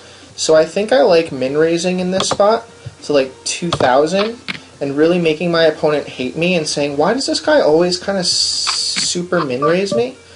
When I see the ace here, I think I can just call, I can snap call whatever he decides he wants to bet, but I think I'm just putting my opponent on a queen. And is a queen ever betting in this spot? And I just don't think a queen is ever betting, so I think I'm just going to make a really annoying bet of 800, and hopefully my opponent just feels that he has to look me up. If my opponent decides that he wants to raise me, then I don't know what I'm going to do, because I guess it's kind of likely that my opponent could have an ace, especially when my opponent is making such a small bet like this. So if my opponent actually does show up with an ace here, it's just unfortunate, but I guess it could have gotten really out of hand, so I'm happy to just look him up.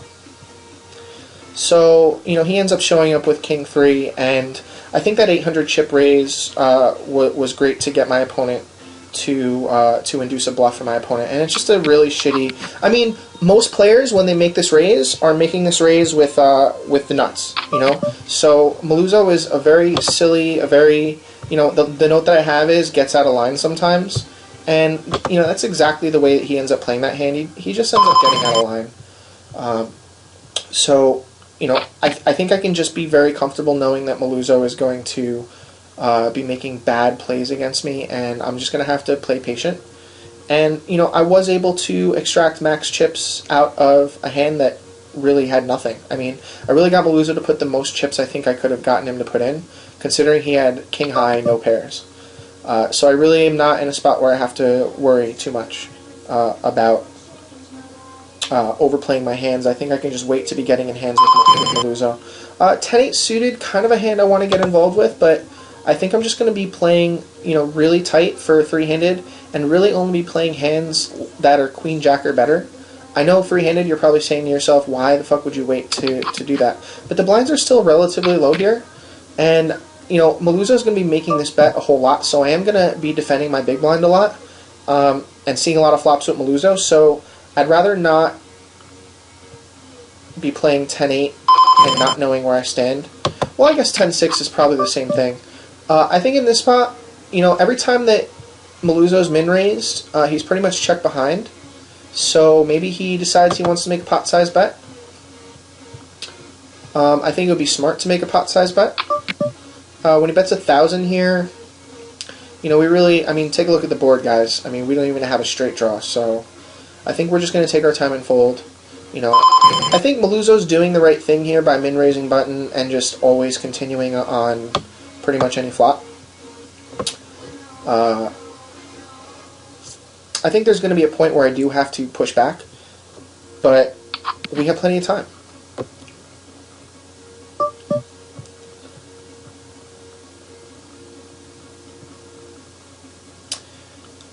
King 8 against a random hand. I think I'm going to just call.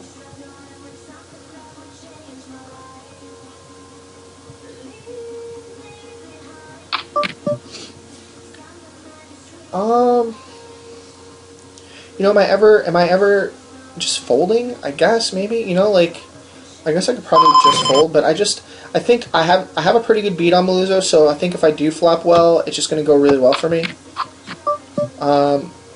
You know, really a jack would be a Yahtzee card in this spot, but this is really not as good a flop as you would think it would be. So I'm not going to be continuing. You know, even a king really doesn't help me all that much. When Maluzzo checks back here, I actually think he has a pair. You know, maybe he even has as good as Jack 10. You know, I just don't think he's checking back unless he actually has some showdown value. You know, his MO would really be to bet here. So when he bets 3,000,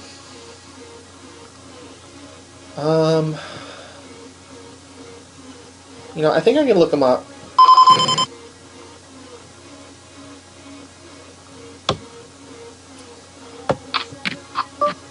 So we hit our Yahtzee card here, and I think it's going to really frustrate our opponent if we end up making a bet that he has to call. You know, he's already bet 3,000, so, you know, maybe I bet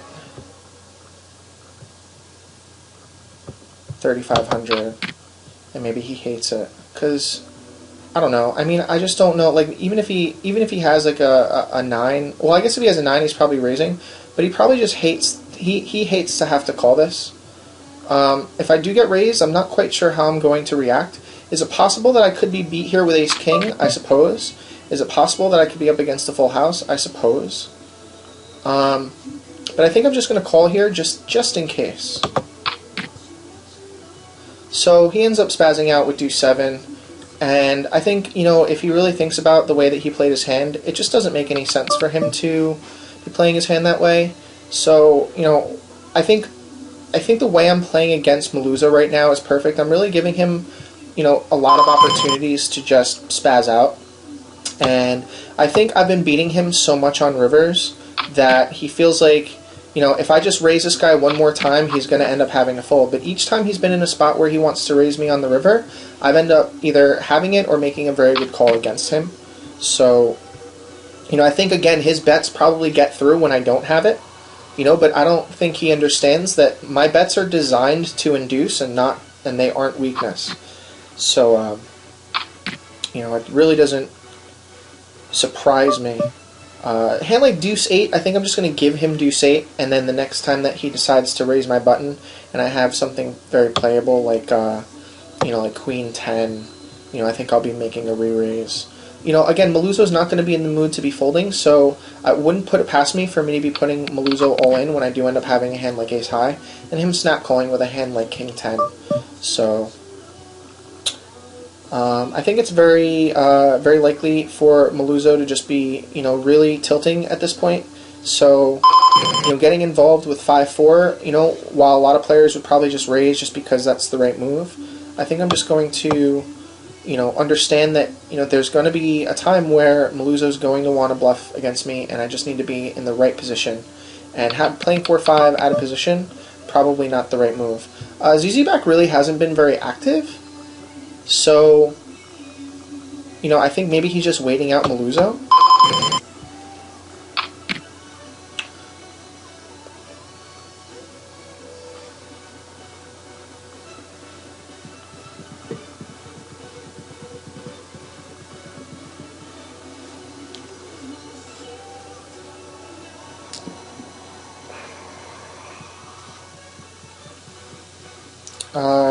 Not sure what this guy is tanking all the way down with. Hopefully he didn't disconnect and we have to sit here for 70 seconds.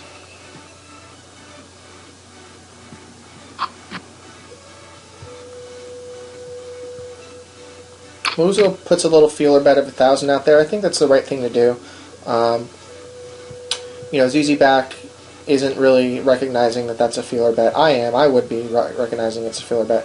I mean, I'm really not in a good spot to be playing Maluzzo in position all the time, so I just don't know if ZZ back understands the power that he has by playing a player like this in position. He can really be making Maluzzo make a lot of mistakes. I do love getting walks, so hey, if you're going to continue to give me walks, then awesome.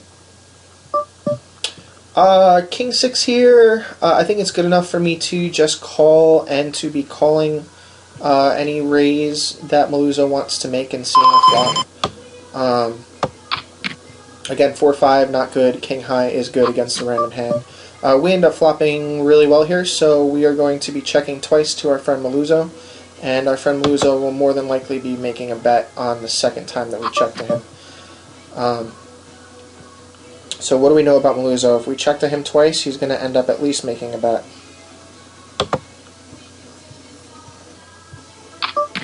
So when he makes his 500 chip bet, I think I can frustrate him and, you know, really make it like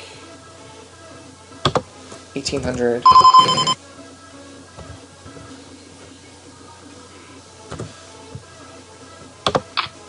And, you know, maybe he has a jack. You know, maybe our opponent has a jack. But I think Maluzzo is starting to get sweet to the fact that we are checking to him twice and raising pretty much any time he bets. You know, Maluzzo, if you're able to see our cards, you know, I'm telling you right now, we are getting the cards to be raising you. I think if I just make a min raise here, I think Maluzzo folds a lot of his range. Even if he doesn't, I'm playing Maluzzo in position. ZZ back has been extremely passive. I don't quite understand why he's being so passive. But I do like the fact that Maluzzo's in this hand, and I do have position on him. When we see this flop, I don't think it hits Maluzzo a lot of the time. I think it hits me a lot of the time. So I think I can be raising here, because this really, I recognize this as a feeler bet. And I think I can make it 31.50.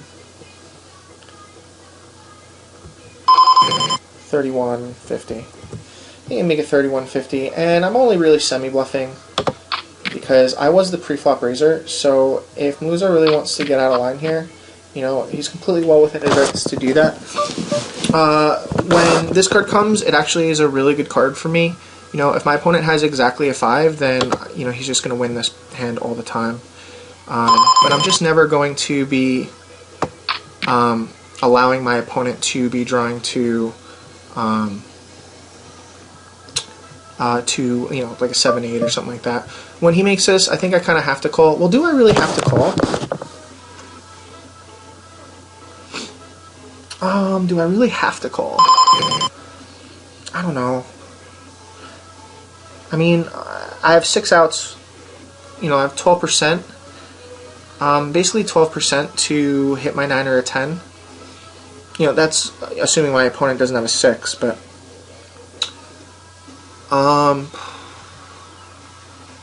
you know, if I have a 9 or a 10 and it's 6 outs, that's 12, that's 24%. I win this hand 1 in 4 times. I am getting 4 to 1, but I'm just never ahead. No,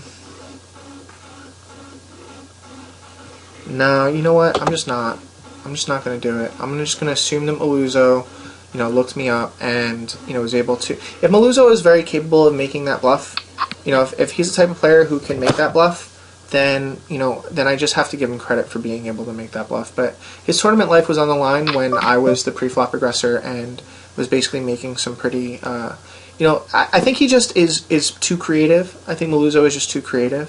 But if he is sitting there with a 5, it's just very difficult for him to ever fold a 5. So, I really don't blame him. And, you know, again, I don't know what to make of ZZ back because he's been so quiet. But when he makes this sort of insta half pot size bet, I think I can look him up just once, kill one card, and hopefully the ace slows him down. If he does end up betting again, I can obviously get away from my hand. But, you know, for him to be making this bet, you know, as big as it is, I think he just hits the ace. You know, I think he makes the raise pre-flop, you know, ends up making a half pot size insta bet, sees the ace and says, great, you know, I hit an ace. I don't think he's really thinking about bet sizing at this point. So, you know, I think fairly confidently, you know, I may have not even had the best hand, but, you know, if my opponent does have ace high, then, you know, he's going to be making this bet a lot. You know, we do have a little bit of an edge knowing what our opponents are capable of doing to us, but I think I just want to be pot controlling against such aggressive opponents, or opponents that really don't make sense, like their bets just don't make sense. So when you're a poker player and you're trying to make sense out of another player's bets, you kind of are hoping that they're living in some sort of reality where poker bets are supposed to make sense, and since they don't, why bloat the pot, you know? We do have 2 overs, so I think we can continue on a half pot size bet. Should we be betting? No, because, you know, our opponent has shown that he's not willing to be folding to us when he has 2 overs. I wouldn't even put it past him to be raising if we do make a small bet. So, you know, I do like the way Maluzo's playing. He's putting max pressure on us 3-handed. So, you know, eventually we're going to get in a spot where he makes this bet and we show up with something. You know, we have, you know, top pair or bottom 2 pair or something like that. So, you know, basically every hand we get involved with Maluzo are extremely good implied odds because Maluzo has shown that he is ready and willing to be putting his chips in the middle. You know, even though we are the chip leader at this point, we really aren't the chip leader by a whole lot. So we still need to be a little bit more careful than we've been. And we have had some decent hands to be playing 3-handed. Like, your 9-10 suited is really 3-handed. Not the best hand to be playing, but definitely, you know, flops very well. And it's just the run out of cards that says that we really haven't flopped well with our 9-10 suiteds and things like that. Maluzo has been the most active person at this table. ZZ back not, so... I think Maluzo makes a min raise here. I think I'm just going to call it. You know, I guess I could raise just for straight value. I'm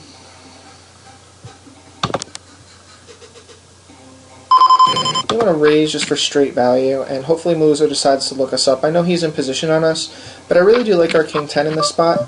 When we make this flop here, when we hit this flop here, I think we can be checking it to our opponent, and our opponent will be making a bluff bet at this a lot of the time. So it wouldn't surprise me if he leads out for like a bunch of money. Since he doesn't and he decides not to bet it, we can be almost 100% confident that our opponent doesn't have a king. So I think I'm going to make a punishing bet of about 4,500 chips, and hopefully Maluzzo continues with like a queen 10 or something along those lines. But I wouldn't put it past me for him to just fold at this spot, because it's just very difficult for him to, you know, feel like he's ahead of what I have, because I was the pre-flop aggressor.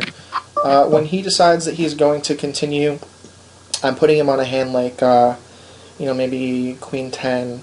You know, actually, I am going to check and give my opponent a chance to bluff with anything that missed.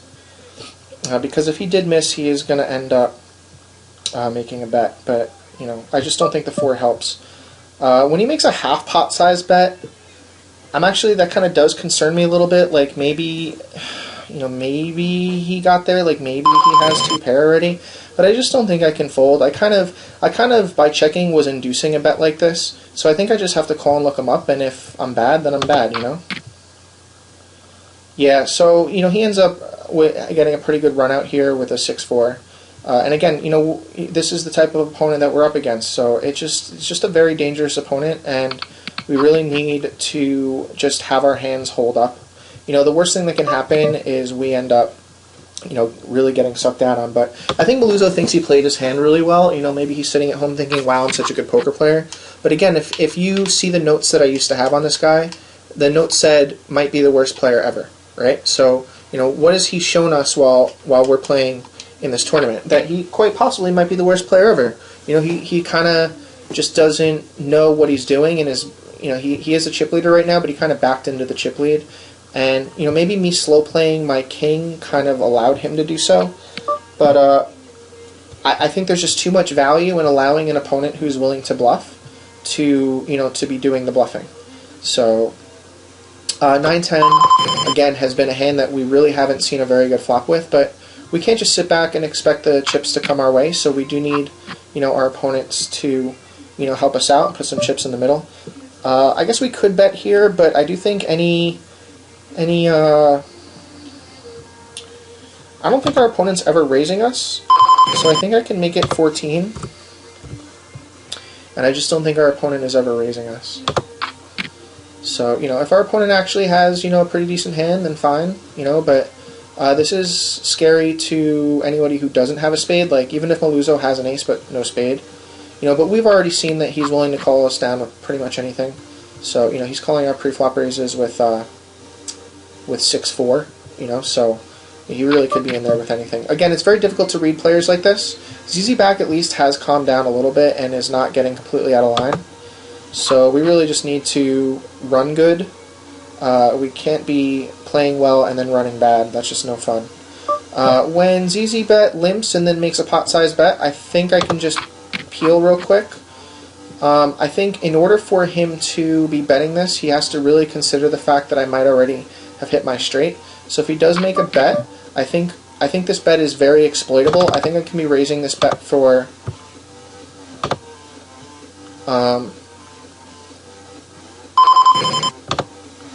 I think 8,400 is a good amount to be betting, because I think my opponent's just going to be scared a lot of the time, even if he has 2 overs in this spot. Like, this board is so scary that for him to be making this bet, he really needs to be able to call more than 2 pair. But, you know, again, I just feel like this bet gets through so often that ZZ Back ends up just folding his 2 overs here in the spot. If he does call, we do have a little bit of value. Like, we could, you know, we could flop a 5 or a 3. But again, I kind of know where I am when ZZ Back makes this bet, and I'm not raising for value as much as I am. I'm raising because I know that ZZ Back is double barreling into this. Like, he makes a pot size bet and then a half pot size bet, and that half pot size bet is really, you know, the opposite of strong. And he's just not recognizing the situation that he's in, which is, you know, there's 4 straight cards out there, and I was in the big blind. I could have any part of that. I think if I just call here, I could get myself into trouble, but I think with an ace 3-handed, you kind of do want to see a flop, and hopefully your opponent will catch cards that are worse. Maluzzo is well within his rights to raise here. whether or not I'm actually going to call with the ace high, I don't think so. I think I'd much rather get out of these guys' way, because I've been kind of beating up Maluzzo, we've been beating each other up. ZZ Back and Maluzzo really haven't been getting involved in too many pots together. I think ZZ Back is just playing very predictably and Maluzzo very unpredictably. So personally, I'd much rather be going heads up with ZZ Back than Maluzzo, if that's the way it ends up working out. Jack 8 in this spot, I think I can just make the min raise. And I think min raising is the right move here because I'm not quite sure how my opponents are going to change, whether or not they're going to be calling bets if I make it 18 or make it 12. We do end up flopping an open-ender here. I don't necessarily think that I should be checking. So just for straight value, I'm going to bet 1,300. And hopefully my opponent just goes away. If he doesn't go away, I guess that's fine, but I don't think... I mean, in this spot, I kind of don't know what to do. Part of the reason why I didn't want to bet this is because I did have so much equity in the hand that I really wanted to try and realize it on the turn. I was absolutely not expecting my opponent to be taking advantage of what looks like a weak bet and making a raise. So I think 5,500 is just too much for me to peel, not knowing what he's going to do on most turns. Like, most turns are not going to be good for me. So, like say it's an ace or a king, a queen is obviously a good turn, and a 7 is obviously a good turn, but those are pretty much the only good turns for me. Like, even if I turn a jack, I don't really feel very good about it. So I think I can just fold. I really only have 2,500 chips invested in that pot, so for me to invest another 5,000 or 6,000 more, I really should have a little bit more equity. We end up having pocket aces here. Hopefully Maluzzo's in a spot where he, wants to raise, and I can. I'm actually definitely going to be raising Maluzzo back, just because I feel like Maluzzo's not going to want to be. He's not feeling very foldy right now. So I think I'm just going to raise to 3,000 this way. If I raise to 3,000, there's going to be like 9,200, 9,300 in the middle, and then I can make a half pot size bet on pretty much any flop. So this is going to look very fishy to these players. They're not going to know what to do because they're going to think, oh, of course he's going to try and steal because there's 2 players in here. So I think I do get 2 calls in this spot. I think my raise was designed to get exactly 2 calls. Like, I don't think Maluzzo has the discipline to just be folding in this spot. So this is a perfect flop for me because I really hope that my opponent has a king in this spot. So I think I can make this like 3,200. And I think any one of my opponents who actually has a king is definitely going to be raising me.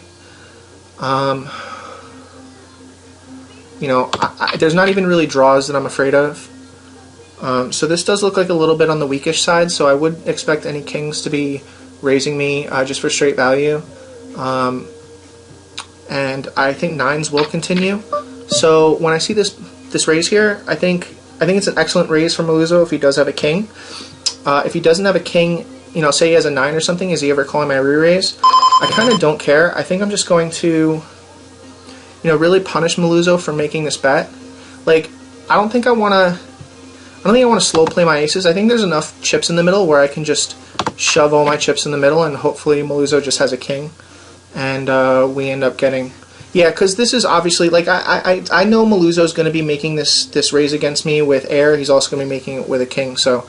I don't put it past Maluzzo to be getting like super creative. Like, I think Maluzzo might actually be the most creative poker player that I've played against who for some reason still has chips. Like, he just doesn't understand the situations that he's in, and just he makes a lot of plays but doesn't really know why he's making them. So it's kind of like getting the playbook.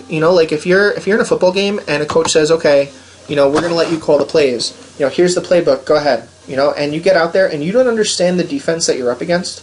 And you don't understand the scouting report and you don't understand the team. Then that playbook, even though you know all the plays, it doesn't necessarily mean that you're going to have what it takes to win. Like, you can go out there and try and just call Hail Marys all the time, and or maybe you just want to run the ball and just play small ball the entire time. But you really have to understand your opponents and understand the defense that you're up against. So you need to be calling plays that are going to be advantageous to the style of play that your opponents have. I've been raising from the button a lot. I think I'm going to continue that behavior. Queen Jack is obviously much more playable than 9-10. If we do end up getting re-raised to like 6,000, I think I am willing to be making a call with Queen Jack, just because it flops super well. Speaking of flopping super well, what hand am I afraid of? I'm afraid of an ace, and that's pretty much it. So I don't think I'm going to continuation bet, because I just don't feel like calling a raise from ZZ back, so I think I can just check behind. That deuce is a pretty innocuous card, so I do expect ZZ back to be making some sort of bet just to make sure that, you know, I'm not in here with, you know, complete junk.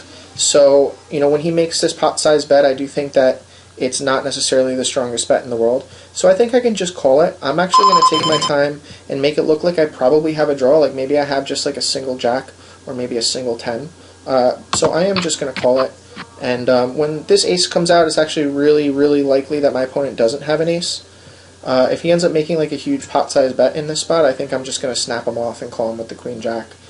You know, maybe he had 10 deuce and got counterfeited with this ace, but when he checks back here, he's never checking an ace to me. You know, so he's never in a spot where he's looking at this and saying, you know, oh, my opponent maybe called me with an ace. Like, if he has an ace, he's absolutely betting it. So I'm about 95 to 100% sure that my queen is good. So I'm going to make a very annoying bet of like 2,400 chips, and hopefully we just get looked up by 10 deuce that was counterfeited or something like that.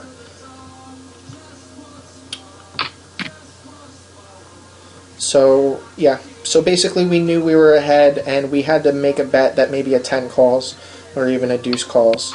We're going to go ahead and take a look at what he ends up calling with. 6 deuce, so he ends up looking us up with bottom pair, so which is fine. You know, I don't mind three-handed, that you'd be in a spot where you're looking people up, but again, he's just not recognizing the situation, and you know, he's just saying LOL, I have a pair. So when Maluzzo makes this bet, we do have a king high, so we are going to defend. And since we don't flop well, we can just check fold. You know, if I flopped anything, you know, like a Jack 9-7 or something along those lines, I think I continue. But I think Maluzzo makes this bet, you know, this 3x bet with pretty much any cards.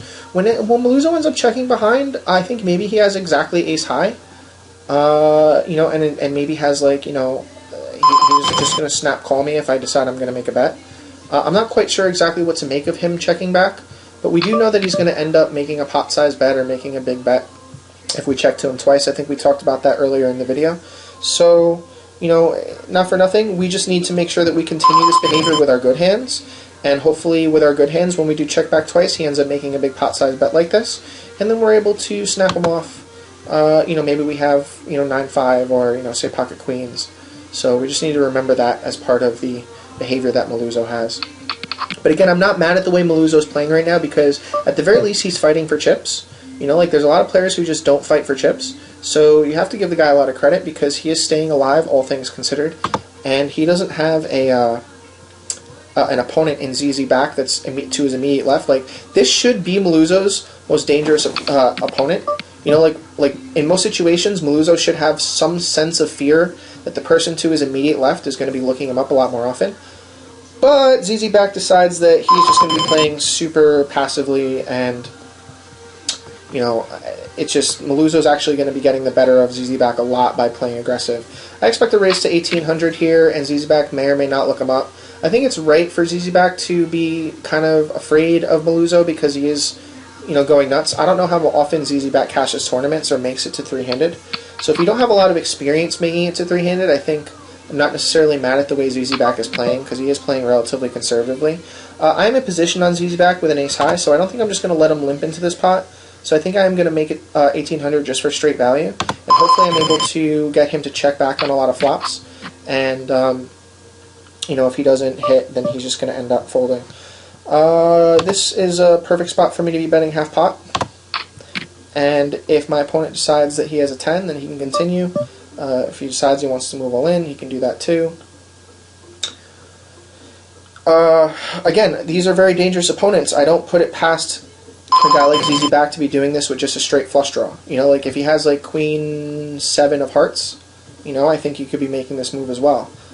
For him to be pushing 23,000 chips in the middle, you know, I think it's a huge mistake if he has a 10. You know, because if my opponent actually does have a 10, he should be making a raise to like 5,000 or 6,000. You know, so that's fine. Again, when we raise, in this spot. You know, our bets are supposed to get through a lot. But again, you'll see that I'm going to try and adopt a little bit more of a passive approach to be playing these opponents, because they're not making normal bets that are readable. They're making extremely unreadable bets. If I do limp, I think I give Maluzzo an opportunity to raise and blow us all off our hand. So I think I'm going to raise this to 1850. And hopefully I get 2 calls. Because I don't think Maluzzo is in the mood to fold to me, and I think he thinks I'm steaming. And I do think my hand plays really well on a lot of flops.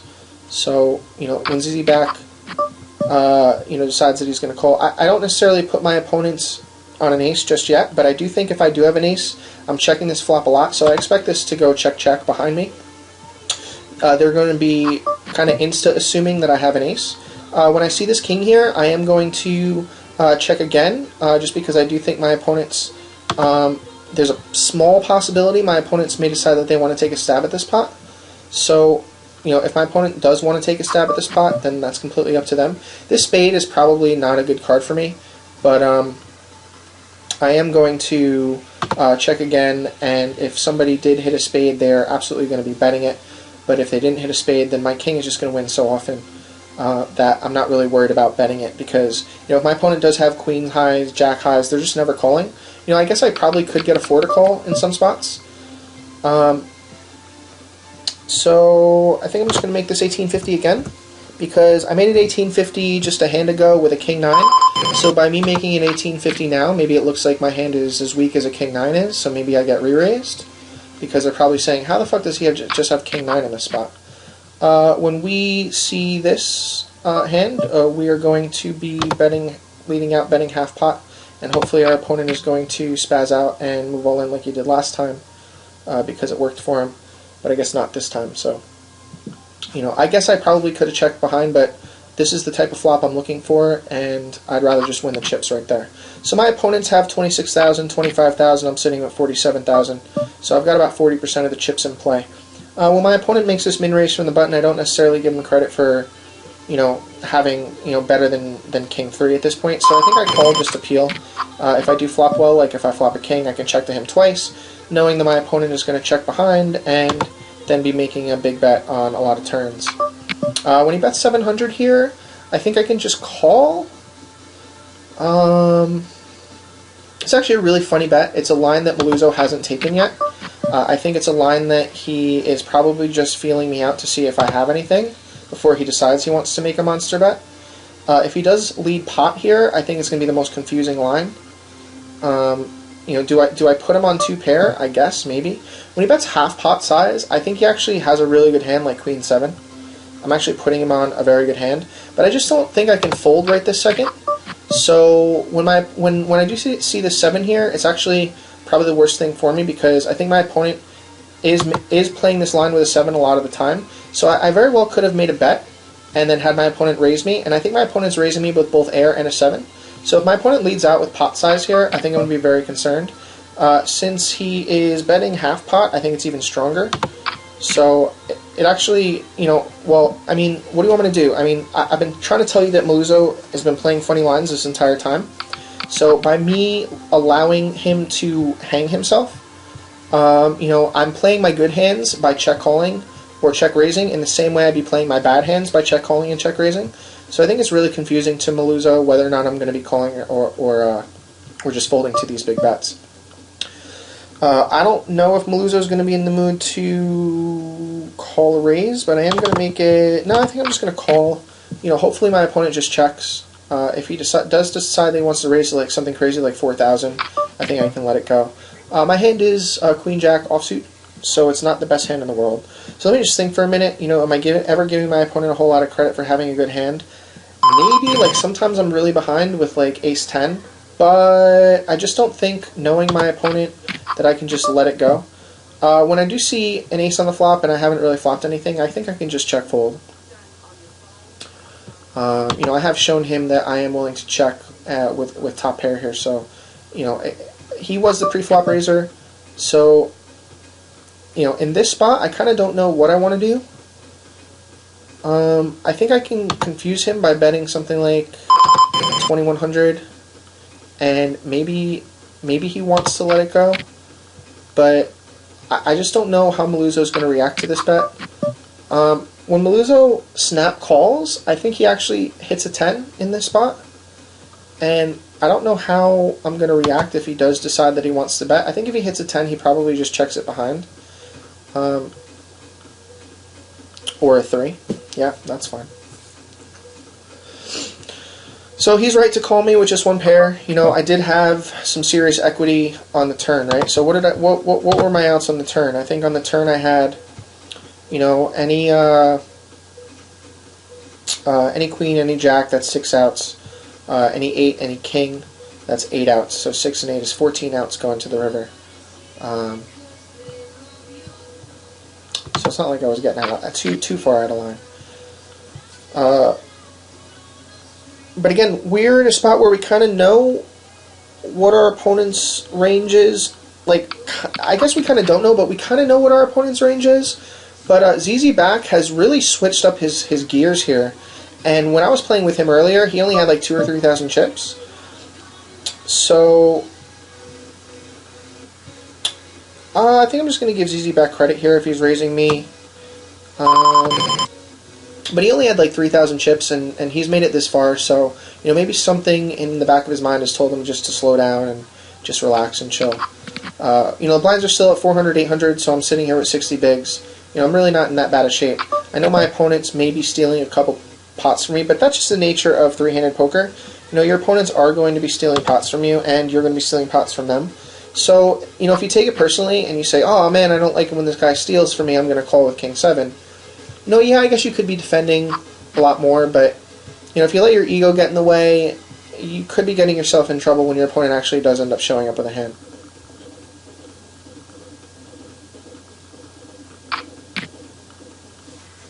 So nice little half-pot size bet from Maluzzo is going to get the job done here. And credit Maluzzo, he is recognizing that ZZ Back is not playing back against him. I don't know that I'm going to just... I think I can just make it 1,400, and I think that's just going to be my standard raise, which is going to be this half-pot size raise. This 2x raise. My opponents are obviously going to be checking to me all the time. I think I do need to be betting this pot a lot of the time. So, if my opponent decides that he wants to continue, that's completely up to him. We have turned an open-ended straight draw, and we really don't want to get blown off our hand. We really don't want our opponent to check raise us in this spot. So I think we're just going to check and hopefully realize some of the equity that we have. And when we don't realize the equity that we have, we can expect ZZ Back to bet. And when he does bet, we can just get rid of our hand. We're actually going to think for a second, let ZZ Back know that he may bet us out of this hand. You know, I don't think he's really thinking that far ahead, but it's very possible that ZZ Back just spikes this heart here and thinks that I'm not capable of folding a jack and is just going to bomb pot. But I do like the bet from ZZ Back, whether he has it or he doesn't. Good bet, ZZ.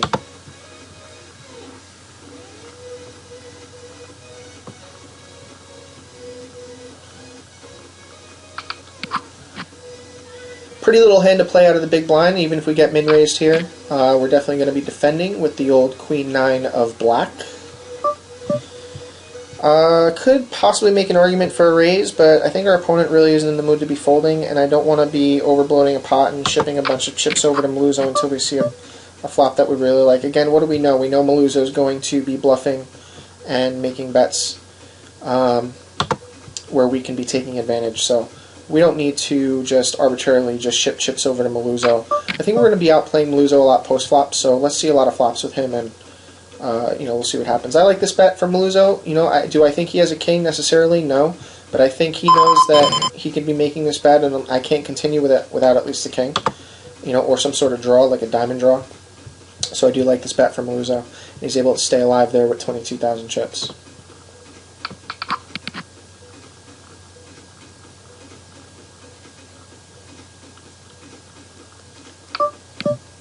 So ZZ has been doing these 3x raises, not raising a whole, he's not raising extremely often, but when he does raise, he raises 3x, so that's pretty good for him.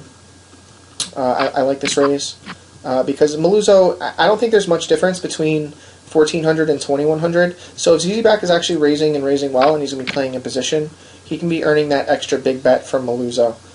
In other words, if Maluzzo has a hand like, Queen Jack, it's not going to matter whether ZZ makes it, 1400, 2100, 2800. Maluzzo, if he's in the mood to call and see a flop, he's just going to do that.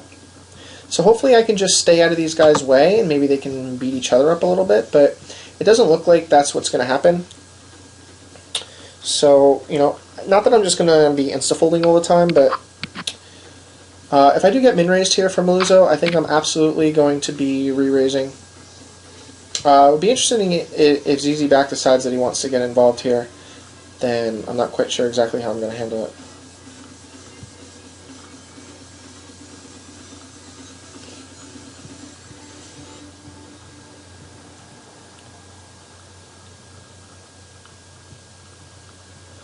Wouldn't it be funny if I just put Maluzzo all in? Like if I bet his exact chip stack?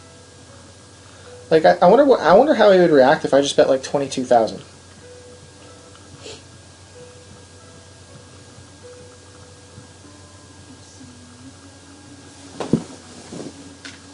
I think that's what we're going to do. Normally I'm just re-raising, but I think in this spot, just for fun, just for shits and giggles, I'm just going to say $22,343. What does he have? He has 19, what did he start the hand with? 19,000, 20,000. See, if I make it 20,000 flat, it's going to look like I fucked up in the counter. Like it's going to look like, oh shit, maybe he fucked up. Maybe he's going to want to just call with, King Jack or something like that. But I think I'm just going to make it 21,000. I think that has him pretty much covered. I think it's going to be really, really, really difficult for Maluzzo to call. But it's going to look like I kind of fucked up here. Well, maybe I did fuck up. So he ends up having Ace-King, and we're in a spot where we're able to knock Maluzzo out. And he had the best hand. Wow.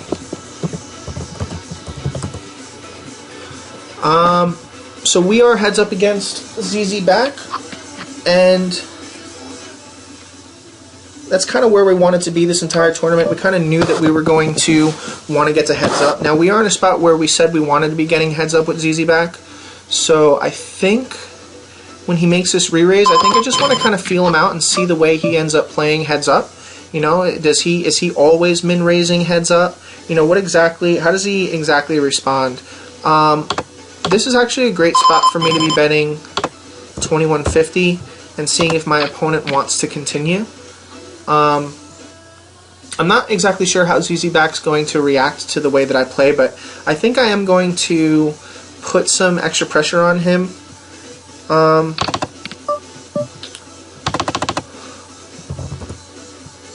Whenever I possibly can. So I think I'm just going to be calling, knowing that I can outplay him on a lot of flops. The note that we have on ZZ Back is loose aggro likes flops, but this entire three-way tournament he really hasn't been getting out of line. So, I don't necessarily think that I can just assume he's going to be loose aggro heads up. When he makes this pot size bet, I think just not knowing exactly what it means, and now I have a pair. Pairs are just so hard to come by that I actually just really need to call and look him up on one street. If he does do this again, and he bets out huge again, I'm not quite sure exactly how I'm going to take it, but if he was good enough to check his king and then pot bet when the jack comes out, then good for him. I guess it's possible he could be doing this with a flush draw too, but I just don't know what I'm going to call and what I'm going to bet. Like, I think a pot size bet is probably a lot less callable than, say, a 2200 chip bet. I just don't know what... Oh, is he getting disconnected? That's going to be really frustrating for him if he ends up getting timed out.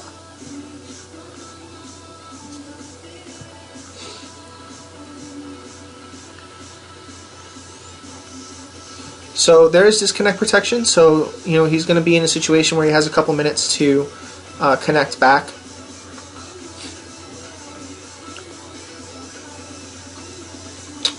So what do you think he has? I mean, if you're watching this video and he makes a pot size bet on the turn, I think not having a whole lot of information, but seeing the way that he's played thus far, do you think that ZZ Back is the type of player who is going to, when I limped from the button and he just calls pre, or he just checks pre-flop and he sees this flop, this is just, I don't know what to say about this bet. I mean, I have to call this bet all day, right? So, yeah, so he actually flops 2 pairs. So, we get away kind of on the cheap side with him coming back and just betting 700 chips.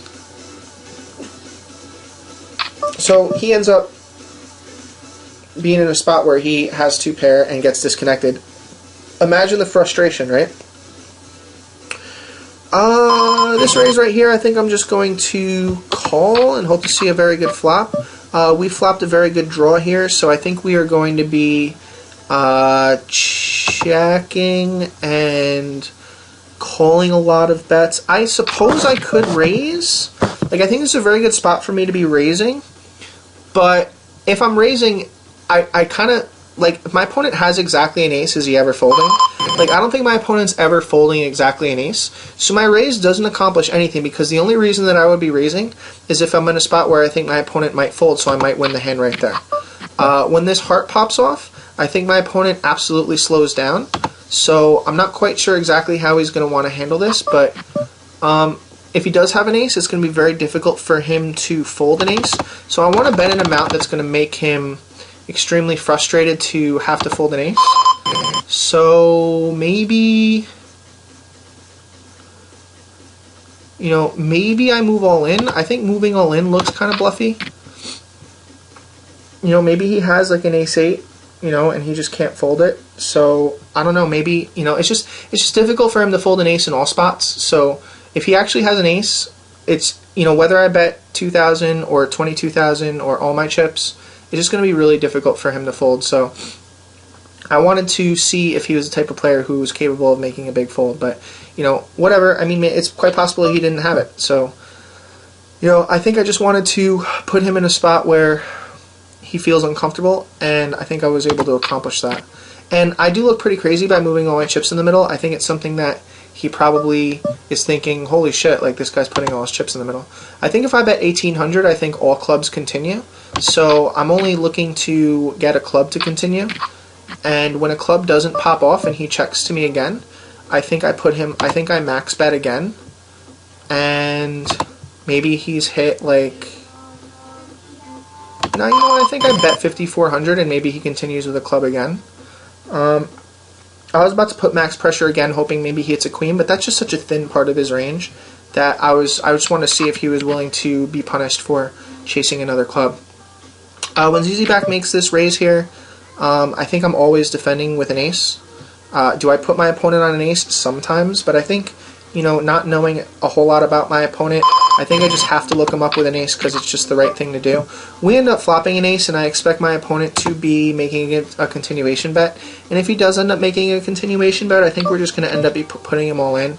And when he ends up shoving all in, I think there's the strong possibility that we're behind. But I just don't see us folding, so we're just going to call. And we end up having the best hand for now, I suppose, but I just think this chops all the time. So aces, yeah, to the 5, so we end up chopping it. So ZZ Back is willing to ride with his aces, and I let him know I'm willing to ride with my aces as well.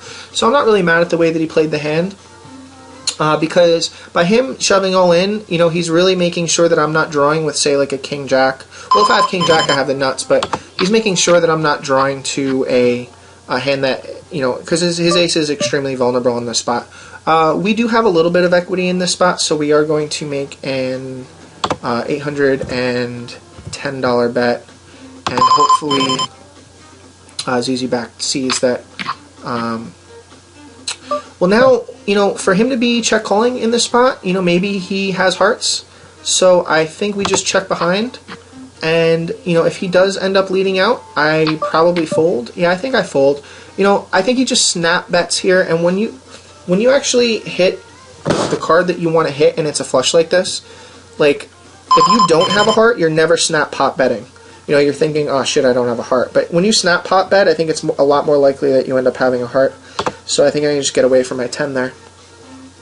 ZZ Back's bet sizing is is exploitable and readable. Although, if not seeing his cards, if I was able to go back and look at his hand history, if I was able to see that he was, betting on that, betting on that King of Hearts with those 4 hearts out there with no heart, I think I actually really like the way that he played the hand. So, maybe I'm not giving him the credit that he deserves if he is willing to pull these bluffs. This hand right here, I think I can bet 1100, and he's not going to be continuing with a lot of his hands. I don't necessarily think that he's that ZZ back is. Let me just stop and think about this. What is my opponent, raising 2,000 chips? It's kind of like a feeler bet. Like, this 2,000 chip raise is 100% a feeler bet. So I think I can make it 8,000, and my opponent's going to be getting rid of his hand a lot of the time. So I see this 2,000 as a feeler, like, hey, you made an 1,100 chip bet, and I'm just going to make it 2,000 more, and maybe I'm stupid enough to just say, oh, it's 2,000 more, like, I must be beat. But I do try and recognize feeler bets whenever I can. Now, I've just played him for a pretty big pot, so I think I'm actually just going to fold my Jack 5 here. That'll make him feel good. He'll actually get a chance to drag a pot, which is always fun. Because he's got to be feeling very frustrated with the way this match is working out for him. So when my opponent just calls here, I think I'm okay with not raising. My hand, even though it does, it is ahead of a lot of hands.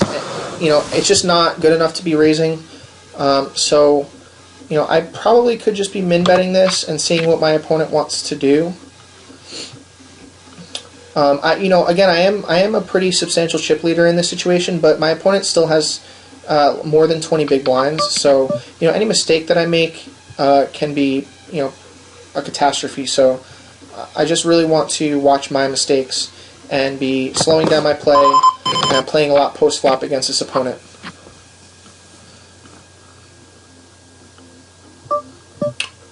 King High does have some showdown value against any random 2 cards, so I don't think I want to check. I'm sorry, I don't think I want to bet and then get blown off.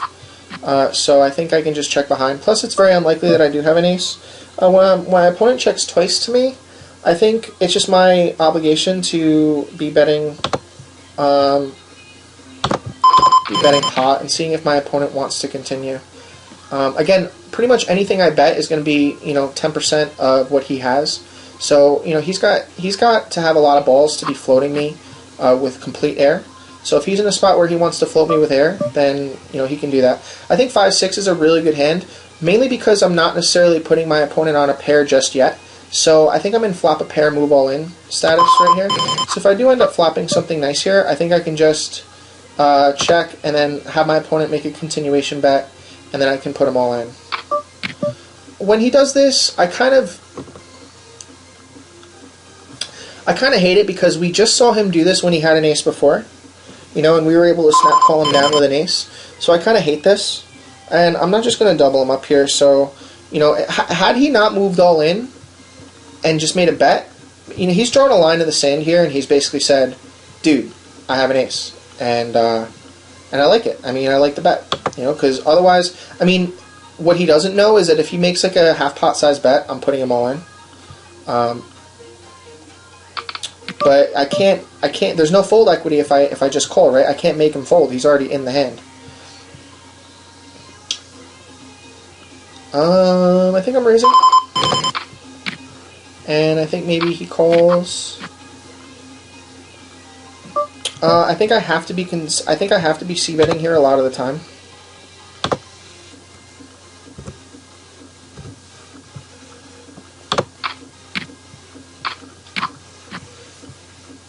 When my opponent just calls, I don't necessarily put him on a queen. I will put him on either a 6 or a 3. So I am going to make a pot size bet here and really put my opponent to the test. If my opponent has just a 6 or a 3, it's going to be very difficult for him to be calling this bet. Because if he has a queen, I think he raises. But again, maybe he's slow playing a queen. Who knows?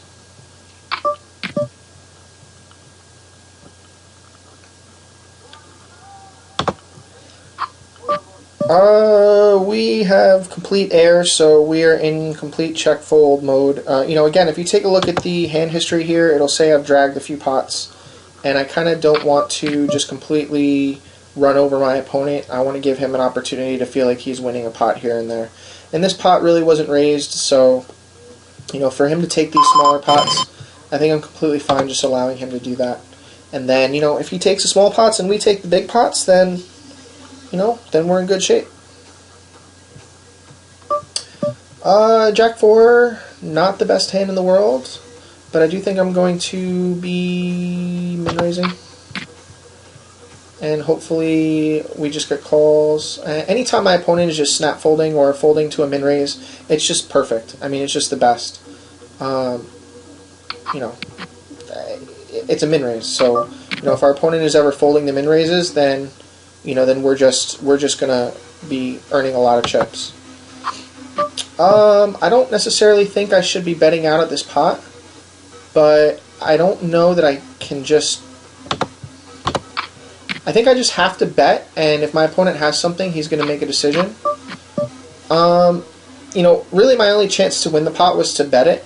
So when my opponent just decides that he's going to call, I am just going to allow him to do what he wants to do. I actually think he may be even on a flush draw, but I'm just not going to try and blow him off his hand. If he has a pair, then he's just going to show it down.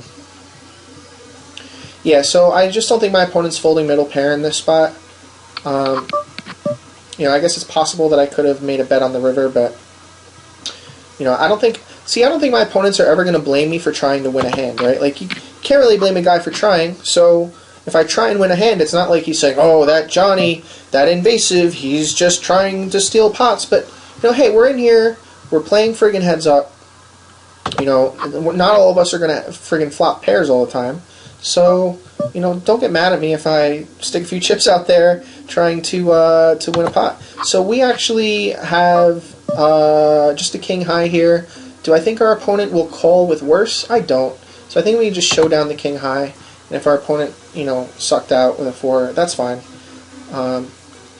We really don't want to give our opponent any more chips than we have to give them.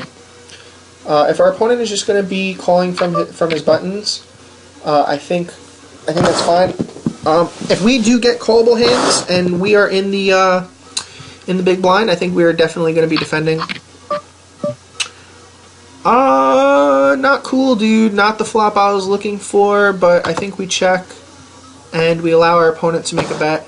He's shown that when he has an ace, he's basically in a spot where he's going to be moving all in. So I think we have to be raising this all the time.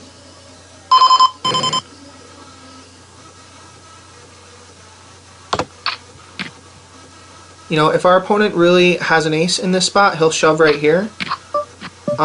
We actually don't think our opponent has an ace. I mean, if our opponent really has an ace, then he's played it really well. But, it's just too much. It's just too much for us to just... It's just too much. Like, there's just too much here for us to just check to him. So, I think when he just checks, he said that he doesn't have an ace. So, we got lucky here. We turned a 9. Maybe our opponent has a 4. But, it's just unfortunate for him that he doesn't realize that we kind of know that the last 2 times that he's moved low in when he flops an ace. So, it's very fishy when he doesn't. If he chooses not to. I mean, I guess players are capable of switching up styles and not doing exactly what we expect them to do. But until my opponent shows me that that's the type of person that he is, I just don't think that I'm going to give him credit for having an ace until he actually shows it to me. I guess technically I probably could just be calling here, but I think my opponent is better than me pretty much all the time. So I think I'll just give him the 800 chips and we'll find a better spot. If I have like King Jack there, or basically any King High, I think I can do that. But our opponent really hasn't shown that he's willing to be moving in light yet. So until we figure out that he's, I guess we're never going to know if he's moving in light unless we call him. We have flopped an open-ended straight draw, although if we do hit an 8, that doesn't necessarily mean that we have the best straight. I do think I do have a responsibility to be betting this, just because I am the chip leader, so I don't think I can just allow my opponent to draw to better. You know, do I think my opponent has a piece of this? Possibly. But again, we really are drawing to either a 3 or an 8, so let's just see what happens here. When the queen pops off, I'm not quite sure, but I do think that if my opponent is calling me, you know, maybe he folds for 2,800. You know, maybe he folds for 2,800. Maybe he doesn't. But I don't think we can ever check there just losing with 5 high, because it just gives my opponent too many chips. So, you know, it doesn't hurt me to take a stab at that pot. You know, even if my opponent does end up getting some chips back, it just doesn't really hurt me too bad.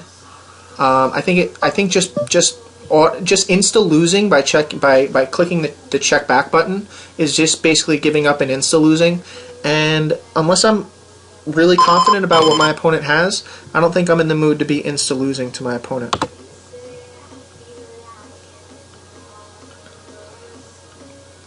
So ZZ backs at a point where he feels like, you know, his only move is basically to be moving all in. I'm going to allow him to do that. I'm not going to be really re-raising him pre-flop unless I actually have a pretty good hand. So, you know, when I get these hands like 8-5, you know, 5-7, I think I'm just going to be calling and hoping my opponent just checks back. I'm not going to overplay my pair of 5s here. I think when he takes a second and checks, you know, maybe he hit a queen and he's just looking to be in check call mode. But I just don't think I'm going to overplay my pair of 5s here. If my opponent decides to lead out, I guess maybe I can be concerned. But I think I can just bet 1,000 here, and hopefully my opponent just doesn't want to continue. The 2 really doesn't, you know, like if I bet the 2, it kind of looks really bad. If my opponent checks to me 3 times, you know, maybe he looks me up with worse. You know, because if he has a queen, he's always betting this river. If he has an ace, he's always betting this river.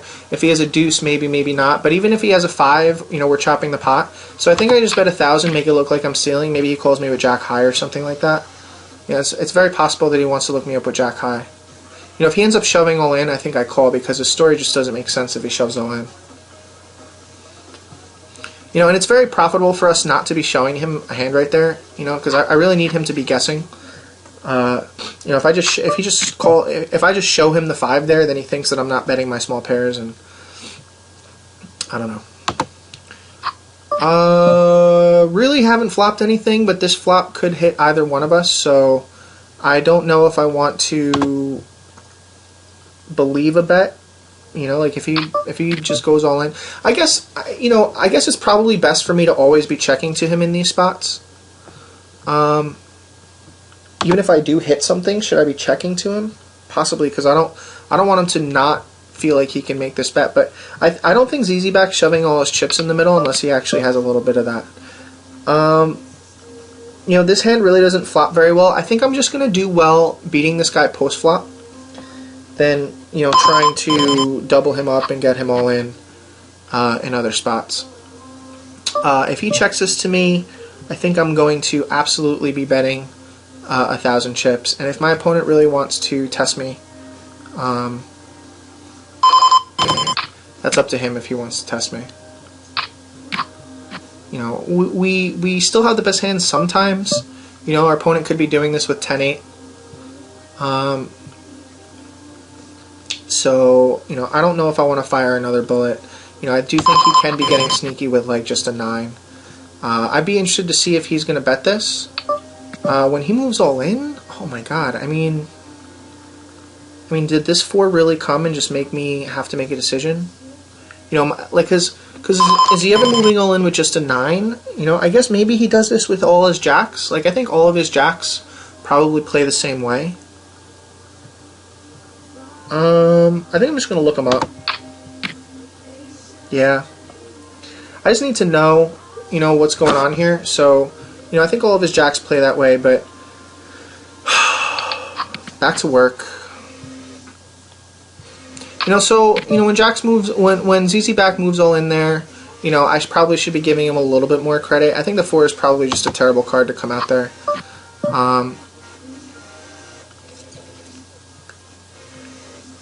So now he has some chips to fight with. You know, these min bets, I think I'm making a mistake by making these min bets. Just because they don't look very calculated, and I'm always harping on bets that look calculated, meaning a lot more. So, you know, now that my opponent is in a spot where he has some chips to fight with, you know, I think I can just continue to be playing for less chips and outplaying him on a lot of flops. You know, he's shown to me that he's willing to just check it to me pretty much all the time, and that's fine. I think I'm okay with it. I think I'm gonna make this 1400, and maybe my opponent just goes away. Yeah, I think I'm just gonna try and make my C bets a little bit more calculated than, you know, just say a min bet. And I think that's going to work out very nicely. I think with any of my really good hands, I am going to be raising button, but until I get like a really good hand, and I mean really good, like ace-10 or better, when my opponent makes this raise here, I actually think he has it a lot of the time, so I think I'm just going to friggin', you know, I think I'll call and see a flop and see what happens.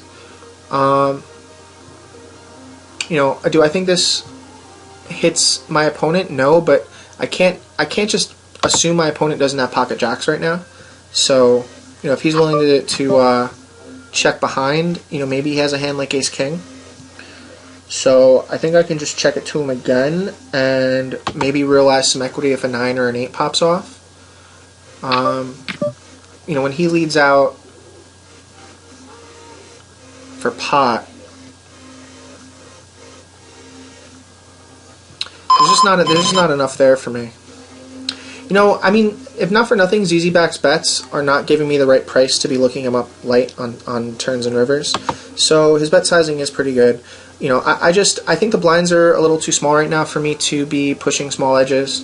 You know, I think we're at a point right now where I actually can be making raises to 3x now very comfortably, knowing that my opponent feels like he has some chips where he's going to want to look me up. But 5-7 not good enough here. I think I'm just going to open up my range to you know, the queen 9s of the world, queen 10s, you know, basically the blackjack hands. When my opponent makes this raise, I think I'm just going to fold to him and, you know, let him feel good. I mean, he has been sitting with not a lot of chips, but now he's sort of slowly chipping his way up. We'll see if he wants to continue this behavior. And it looks like he does want to continue this behavior. We do have a hand that kind of flops pretty nicely, so we are going to call and look him up. Hopefully flop something very pretty. Again, we missed this flop, unfortunately, but it's very difficult for me to tell the story that I have a 6 or an 8 right now. So I think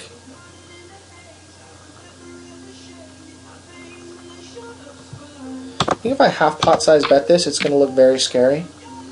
I'd be interested to see if he's willing to be playing back over the top with just 2 overs, and it doesn't look like he's willing to do that. So now that I've pushed back just a little bit, I think if I call here, he's just going to be checking his big blind a lot of the time. So we have really no equity in this hand, but I just don't know if I should be betting this, and I think I probably should be betting this because, you know, even if my opponent has hit a 6 or an 8, we do have a little bit of equity, a little bit of outs. You know, a 5 is obviously the perfect card. But if our opponent just has a 6 or a 3, we still do have a 7. We have some other fun cards that we can hit. So, 3-5, not something we're really going to be defending with against our opponent making a raise here. I think in order for me to be defending, I've got to have at least 7-9 or better. You know, like 8-4s, 6-3s, I'm not going to be defending against his raises. The blinds are still relatively low, so you know, I just don't think I have to. Again, I'm just going to be taking my time and calling on buttons like this, and, you know, hopefully making raises when I do get some hands I can make a raise with. So when my opponent makes this raise, I actually am putting him on a pretty good hand because there's very little reason for him to be making a raise from the big blind unless he has, like, you know, ace queen or ace king or something like that. So I think I'm just going to fold.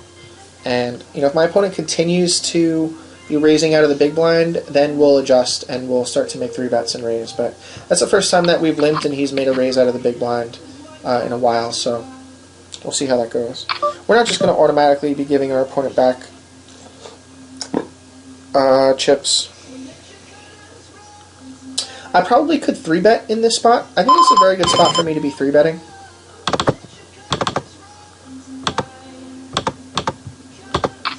I actually do think this is an excellent spot for me to be 3-betting. If my opponent actually, has good cards, whatever, but, So we actually have the best hand right this second, and he's decided to put it all in with just a 4-7, and looks like we're able to take it down.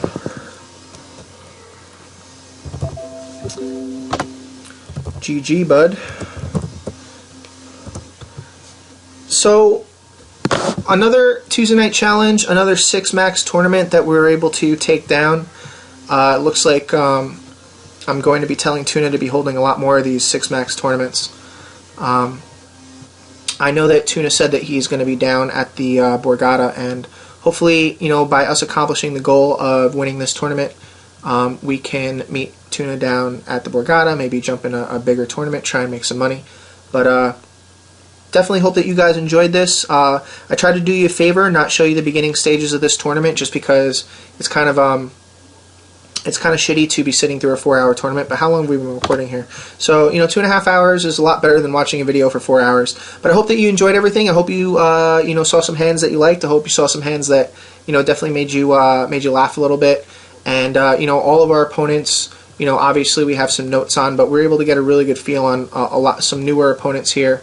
And I'm very excited to have won the tournament. When you're playing poker and you set a goal for yourself and you have a plan, goals and plans is what's going to help you make it through in poker. So set the goals for yourself. Have a plan. Understand why you're doing what you're doing. And if you have any comments, I would love to hear from you guys. Please leave some comments if you guys saw this video. But again, thank you so much for watching, and I will see you again possibly tomorrow night. All right, take care, guys.